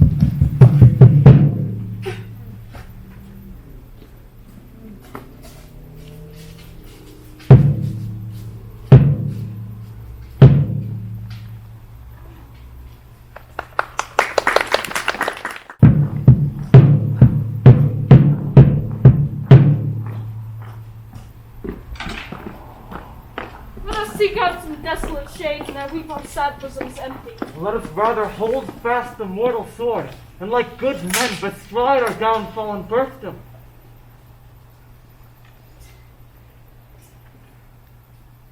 Each new morn, new widows howl, new orphans cry, new sorrows strike heaven on a face that resounds as if it felt with Scotland. And yell that like syllable of dolor. What I believe I'll wail. What no believes, and what I can redress, as I shall find the time to friend, I will. What you have spoken may be so, perchance. This tyrant, whose sole name blisters our tongue, was once thought honest. You have loved him well. He hath not touched you yet. I am young, but something you may deserve of him through me, and wisdom to offer up a weak, poor, innocent lamb to appease an angry god. I am not treacherous. But Macbeth is. A good and virtuous nature may recoil in an imperial charge. But I shall crave your pardon. That which you are, my thoughts cannot transpose. Angels are bright still, though the brightest fell. Though all things foul wear the brows of grace, yet grace must still look so. I have lost my hopes. Perchance even there where I did find my doubts. Why, in that rawness left you wife and child, those precious motives and strong knots of love without leave taking. But let not my jealousies be your dishonors but mine own safeties. You may be rightly just, whatever I shall think. Leave, poor country. Great tyranny, lay thou thy basest shore, for goodness dare not shut thee. Wear you thy wrongs. The title is of fear. Fare thee well, Lord. I would not be villain for the whole space of the tyrant's grasp, and the riches to boot. Be not offended. I speak not as an absolute fear of you. I think our country sinks beneath the yoke. It weeps. It bleeds, and each new day a gash is added to her wounds. I think withal there would be hands uplifted in my right, and hence from gracious England have I offer of goodly thousands. Yet, for all this, when I shall tread upon the tyrant's head, or wear it on my sword, yet my poor country shall have more vices than it had before, more suffer, and more sundry ways than ever by him that shall succeed. What should he be? It is myself, I mean, in whom I know all the particulars of vice so grafted that when they should but open, black Macbeth shall seem as pure as snow, and the poor state esteem him as a lamb, being compared with my confineless harms. Not in the legions of horrid hell can come a devil more damned than evil, to top Macbeth. I grant him bloody, luxurious, avaricious, false, deceitful, sudden, malicious, smacking of every sin that has a name. But there is no bottom, none, to my voluptuousness. Your wives, your daughters, your matrons, and your maids cannot fill up the cistern of my lust, and my desire, all content impediments, would o'erbear that did oppose my will. Better Macbeth than such a one to reign. Boundless intemperance in nature is the tyranny. There has been the untimely emptying of the happy throne, and fall of many kings. But fear not yet to take upon you what is yours. You may convey your pleasures in a spacious plenty, and yet, being cold, the time you may so hoodwink, and we have willing dames enough. There cannot be that vulture in you to devour so many as will to greatness dedicate themselves, finding it so inclined. With this there grows in my most ill-conceived affection such a staunchless avarice, that were I king, I should cut off the nobles of their lands, desiring his jewels, and this other's house, and my more having would serve as sauce to make me hunger more. I should forge quarrels unjust against the good and loyal, destroying them for wealth. This avarice sticks deeper, grows with more pernicious root than summer-seeming lust, and it has been the sword of our slain kings. Yet do not fear. Scotland hath poisons to fill up your will of your mere own. All these are portable with other graces' ways. But I have none. The king becoming graces as justice, verity, temperance, stableness, bounty, perseverance, mercy, lowliness, devotion, patience, courage, fortitude. I have no relish of them, but abound in the division of every several crime, acting in many ways. Nay, had I power, I should pour the sweet milk of concord into hell, uproar the universal peace, confound all mutiny on earth. Oh, Scotland. If such a one be fit to govern, speak. I am as I have spoken. Fit to govern? No, not to live. O nation miserable, with an untitled tyrant bloody sceptred, when shalt thou see thy wholesome days again? Since that the truest issue of thy throne by his own interdiction stands accused and does blaspheme his breed. Thy royal father was a most sainted king. The queen that bore thee, oftener upon her knees than on her feet, died every day she lived. Fare thee well. These evils that were preached upon thyself have banished me from Scotland.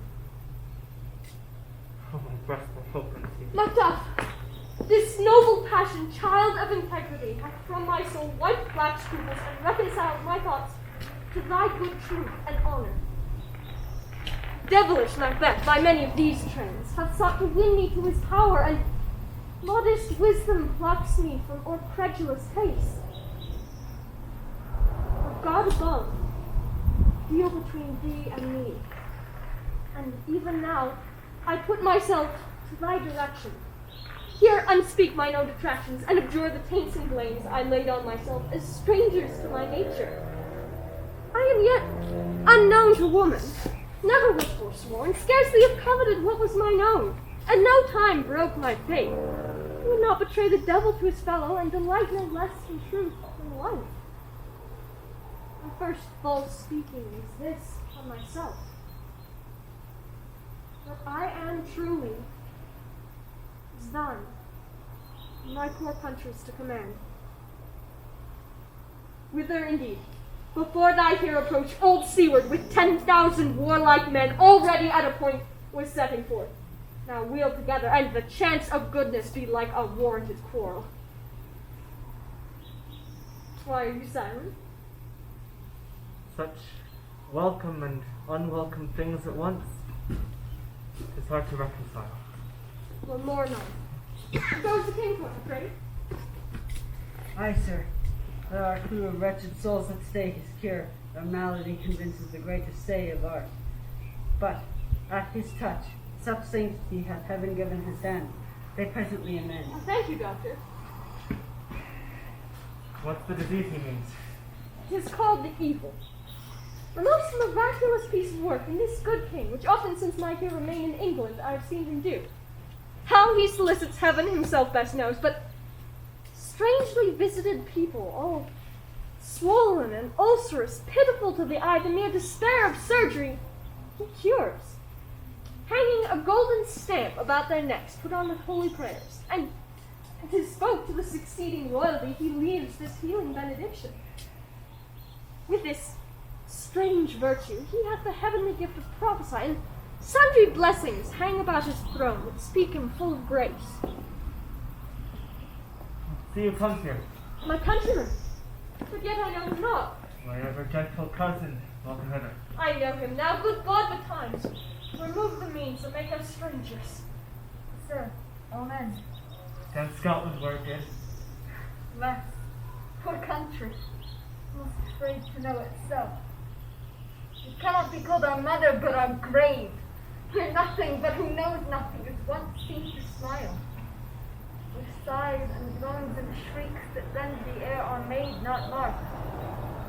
Where violent sorrow seems a modern ecstasy. Dead men's now is there, scarce asked for who, and good men's lives expire before the flowers in their caps dying or ere they sicken. Relation to nights and not too true. What's the newest grief? Would have an hour's age to assist the speaker. Each minute teems a new one. How does my wife? Why, well, And all my children? well too. The tyrant has not battened at their peace? No, they were well at peace when I did leave them. Be not a miser of your speech, how goes it? When I came hither to transport the tidings, which I heavily borne, there ran a rumor of many worthy fellows that were out, which was to my belief witnessed the rather, for that I saw the tyrant's power afoot. Now is the time of help. Your eye in Scotland would create suitors, make our women fight to doff their dire distresses. Be it their comfort. We are coming thither. Gracious England hath lent us seaward with 10,000 men. An older and a better soldier none in Christendom gives out. Would I could answer this comfort with the like.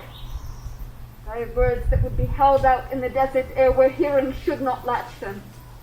What concern they? The general cause, or is it a fee grief due to some single breast?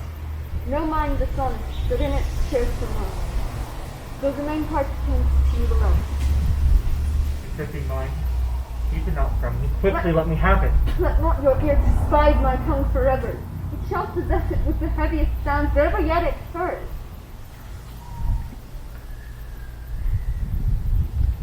Guess of it. The castle is surprised. Her wife and babe savagely slaughtered. And to relate the manner, we're on the quarry of these murders dear to add the death of you. Merciful heaven. What man? Ne'er pull your hat upon your brow. Give sorrow words. The grief that does not speak whispers to the o'erfraught heart and bids it break. My children, too? Wife, children, servants, all that could be found. I must be from thence. My wife killed, too. I've said, Be comforted. Let's make us medicines of our great revenge to cure this deadly grief. He has no children. All my pretty ones? Did you say all? Oh, help my all. What, all my pretty chickens and their dam in one fell swoop? Dispute it like a man. I shall do so. But I must also feel it as a man. I cannot but remember such things were that were most precious to me. And did heaven look on and would not take their part?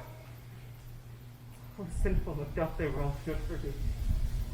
Not that I am. Not for their own demerits, but for mine, to slaughter on their souls. God rest them now. Be this the whetstone of your soul. Let grief convert to anger, blunt not the heart, enrage it. Oh, I could play the woman with mine eyes and grab it with my tongue. But gentle heavens, cut short all intermission, front to front. Bring thou this fiend of Scotland and myself within my sword's light set.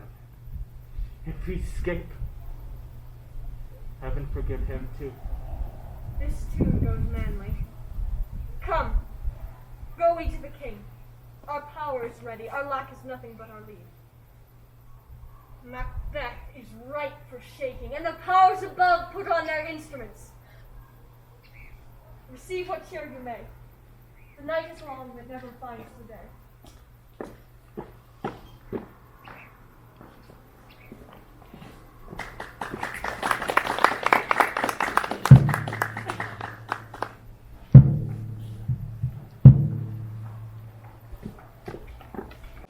I had 2 nights watching you and received no truth in your report. When was it she last walked? Since His Majesty winged the field, I've oft seen her rise from her bed, throw her nightgown about her, unlock her closet, draw forth paper, write upon it, read it, fold it, seal it, and again return to her bed, all the while in a most fast sleep. A great perturbation in nature, for one to receive at once both the benefit of sleep and do the effects of watching. In this slumbery agitation, besides her walking and other actual performances, what, at any time, have you heard her say? That's a rhetorical report after her. You make to me, and 'tis most that you should. Never to you nor to anyone whom no witness to confirm my speech. Lo you, here she comes. These her very guise, I have my life fast asleep. Observe her, stand close. How came she by that light? Why, it stood by her. She is light by her continually, 'tis her command. You see, her eyes are open.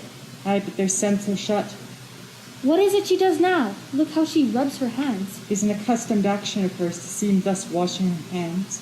I've known her to continue in it a quarter of an hour. Yet here's a spot. Hark, she speaks. I will set down what comes from her, satisfy my remembrance the more strongly. Oh, damn the spot! Out, I say! 1, 2. And then it's time to do it. Hell is murk! Fine, my lord, fine, soldier appear! What means these ears and noses when none can call our power to account? It would have not the old man had so much blood in him. Do you mark that? The Thane of Fife had a wife. Where is she now? What, will his hands ne'er be clean? No more of that, my lord, no more of that! You mar all with this starting! Go to. You have known what you should not. She spoke what she should not, I am sure of that. Heaven knows what she has known. There's the smell of the blood still. All the perfumes of Arabia will not sweeten this little hand.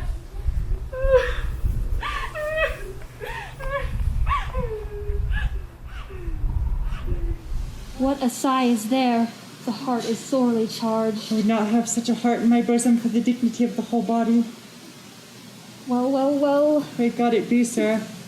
This disease is beyond my practice. Yet I have known those who have walked in their sleep who have died, holily, in their beds. Wash your hands. Put on your nightgown. Look not so pale. I tell you yet again, Banquo's burned. He cannot come home unscraped.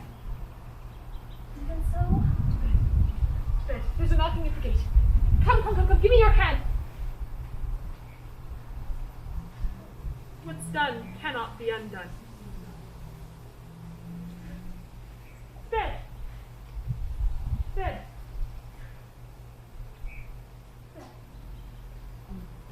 Will she go now to bed? Directly. Foul whisperings are abroad. Unnatural deeds do breed unnatural troubles. Infected minds to their death pillows will discharge their secrets. More need to the divine than the physician. God forgive us all. Look after her, removing her the means of all annoyance, and still keep eyes upon her. So, good night. My mind she has mated, and amazed my sight. I think, but dare not speak. Good night, good doctor.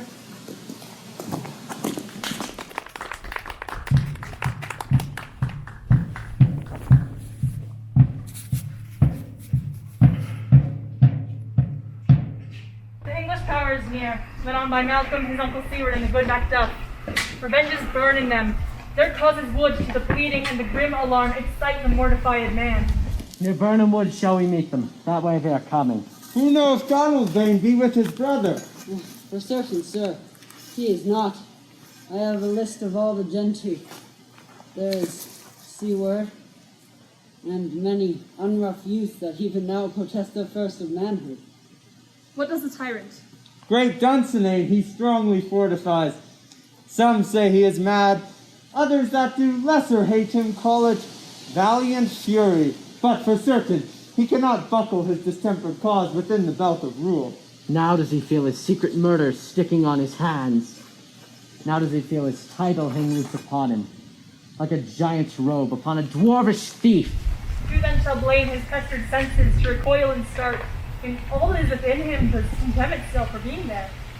Well, march we on, to give obedience where 'tis truly owed.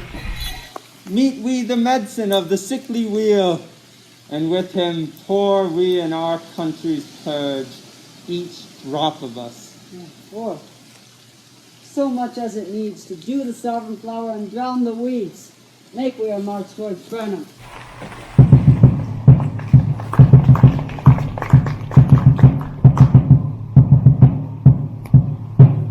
Bring me no more reports. Let them fly all. If Burnham would remove the Dunsinane, I cannot take the fear.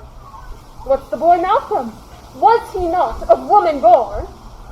The spirits, that know all mortal consequences, have pronounced me thus.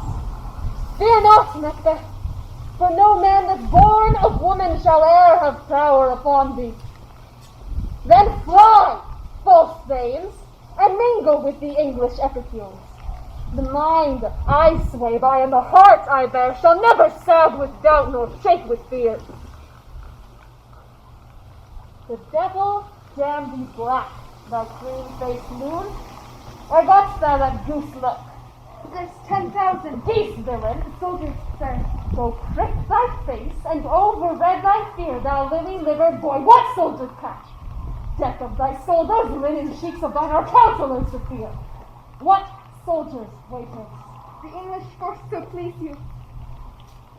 Take thy face hence. See in! I am sick at heart when I behold. See in, I say! This coach will cheer me ever or deceit me now. My way of life is fallen into the sear, the yellow leaf, and that which should accompany old age, as honor, love, Obedience, troops of friends I must not look to have, but in their stead, curses, not loud but deep, mouth honor, breath which the poor heart would fain deny and dare not. See in!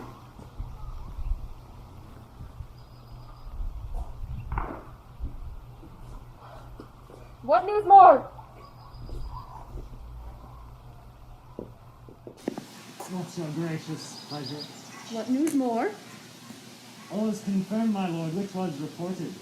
I'll fight, till from my bones my flesh be hacked. Give me mine armor. 'Tis not needed yet. I'll put it on. Send out more horses, scour the country round, hang those that talk of fear. Give me mine armor. How does your patient, doctor? Not so sick, my lord, as she is troubled by sick coming fancies that keep her from her rest. Cure her of that.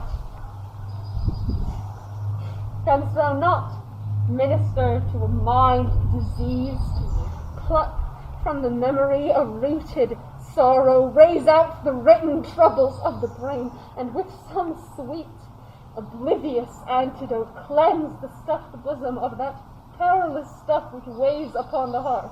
Therein the patient must minister to himself. Throw physic for the dogs or none of it! Come, give me my staff, put on mine armor. See, send out. Doctor, the things fly from me. Come, sir, dispatch. If thou couldst, doctor, pass the waters of my land, find her disease, and purge it to a sound and pristine health, I would applaud thee to the very echo that should applaud again. Pull it off, I say. What rhubarb, senna, or what purgative drug would scour these English heads? Hearest you of them? Aye, my good lord, your royal preparation makes us hear something. Bring it after me. I will not be afraid of death and bane. The Burnham Forest come to Dunsinane.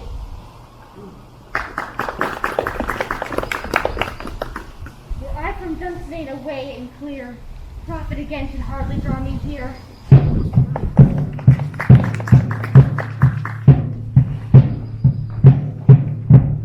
Cousins, I hope the days are near at hand, the chamber shall be safe. We got it nothing. What good is this for us? Lord of Burnham. Let every soldier hew him down a bough and bear it before him. Thereby shall we shadow the numbers of our host, and make discovery ere in report of us. Must be done. We learn now if the confident tyrant keeps still in Dunsinane, and will endure our setting down before it. 'Tis his main hope, for where there is advantage to be taken, both more and less hath given him the revolt, and none serve him but constrained things whose hearts are absent to him. And our just censures attend the true event, and put we on industrious soldiership. The time approaches that will with due decision make us know what we shall say we have, what we owe. Thoughts speculative, their unsure hopes relate, yet certain issue strokes must arbitrate, towards which advance the war. On! Aye!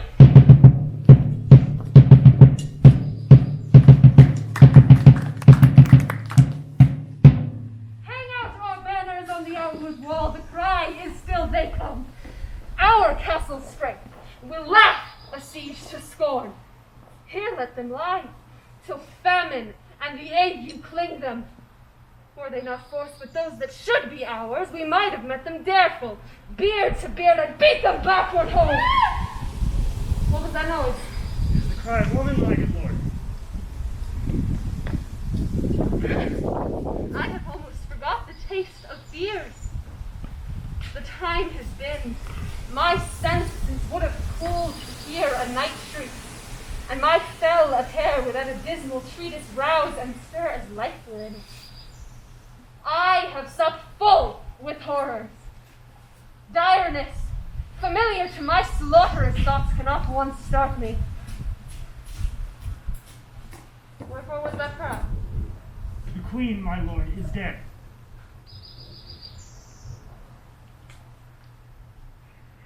She should have died hereafter.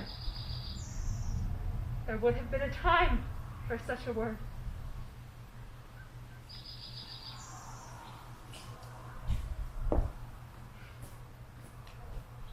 Tomorrow and tomorrow and tomorrow creeps in this yet he paced from day to the last syllable of recorded time. And all our yesterdays have lighted fools the way to dusty death. Out, out, brief candle! Life's but a walking shadow, a poor player that struts and frets his hour upon the stage, and then is heard no more. It is a tale told by an idiot, full of sound and fury, signifying nothing. Thou comest to use thy tongue, thy story quickly. Gracious, my lord, should the purpose at which I say I saw but know not how to do it. Well, say, sir. And then I extend my watch upon the hill. I looked toward Burnham, and on me thought the wood began to move. Liar and slave! Let me endure your wrath if it be so. Within the 3 mile way you see it coming. I see a moving grove. If thou speakest false, upon the next tree shalt thou hang alive, till famine cleave thee. If thy speech be sooth, I care not if thou dost for me as much. I pull in resolution, and begin to doubt the equivocation of the fiend that lies like truth. Fear not, Macbeth, till Burnham Wood do come to Dunsinane, and now a wood comes toward Dunsinane. Arm, and out! If this which he avouches does appear, there is no flying hence nor tarrying here. I kin to be weary of the sun, and wish the estate of the world were now undone. Ring the alarum bells! Blow winds! Come rack! At least we'll die with harness on our back!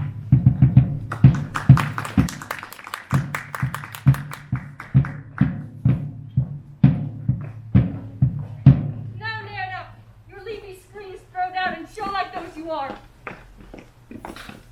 You, uncle, shall with our cousin, your right noble son, lead our first battle. Macbeth and we shall take upon what else remains to do, according to our order. Pray you well. Do we but find the tyrant's power tonight? Lest be beaten if we cannot fight. Let all our trumpets speak. Give them all breath. Those clamorous harbingers of blood and death! Aye!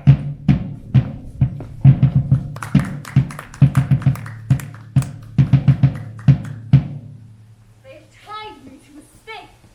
I cannot fly the fair life, I must fight the course. What's he that was not born of woman? Such a one am I to fear, or none.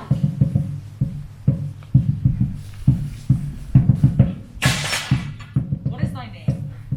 Thou would be afraid to hear it. No, your little callest less of a haughty name than any is in hell. My name's Macbeth. The devil himself could not pronounce a title more hateful to mine ear. No, nor more fearful. Thou liest, born tyrant! With thy sort of crude lie thou speakst.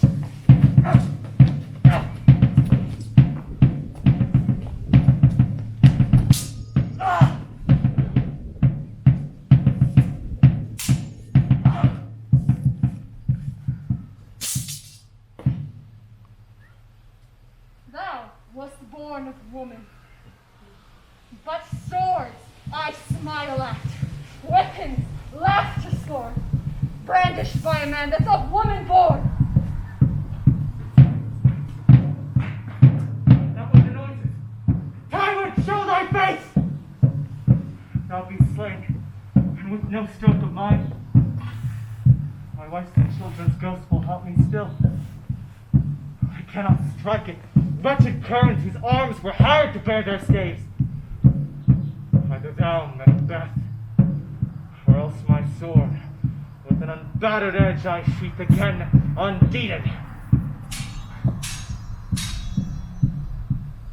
There thou shouldst be. By this great clatter, one of greatest note seems bruited. Let me find him, fortune, and more I beg not. This way, my lord, the castle's gently rendered. The tyrant's people on both sides do fight. The noble fames to bravely the war. The day almost professes itself yours, and little is to do. We have never foes that strike beside us. Enter, sir, the castle.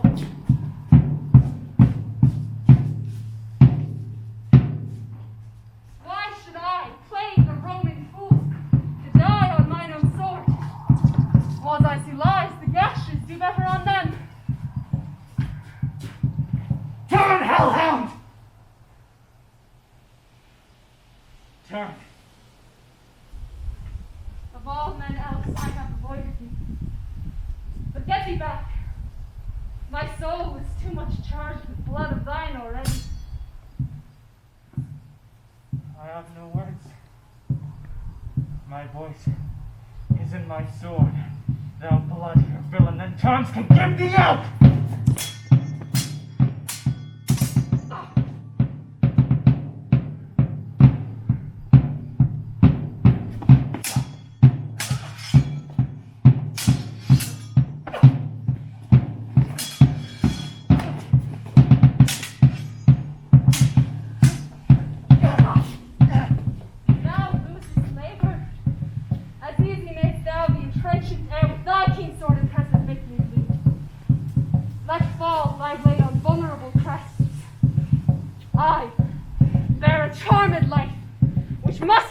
To one of woman born. Despair thy charms, and let the angel whom thou still hast served tell thee. Macbeth was from his mother's womb untimely ripped. Accursed be that tongue that tells me so, for it hath cowed my better part of man. And be these juggling fiends no more believed, that palter with us, in a double sense that keep the word of promise to our ears and break it to our hopes.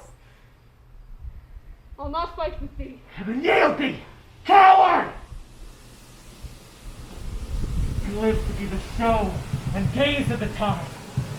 We'll have thee as our rarer monsters are, painted upon a pole, and underwrit, here may you see the tyrant. I will not yield.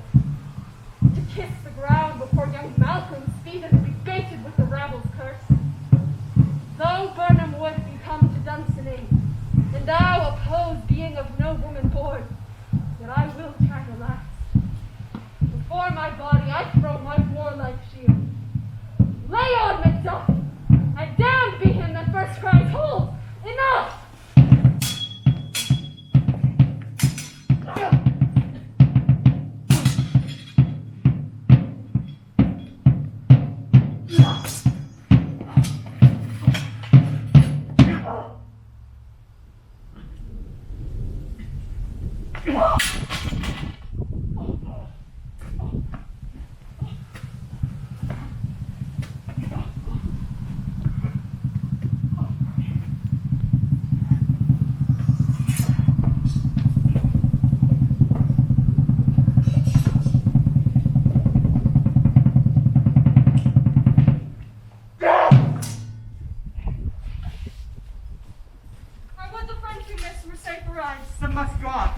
I see so great a day as this is chiefly bought.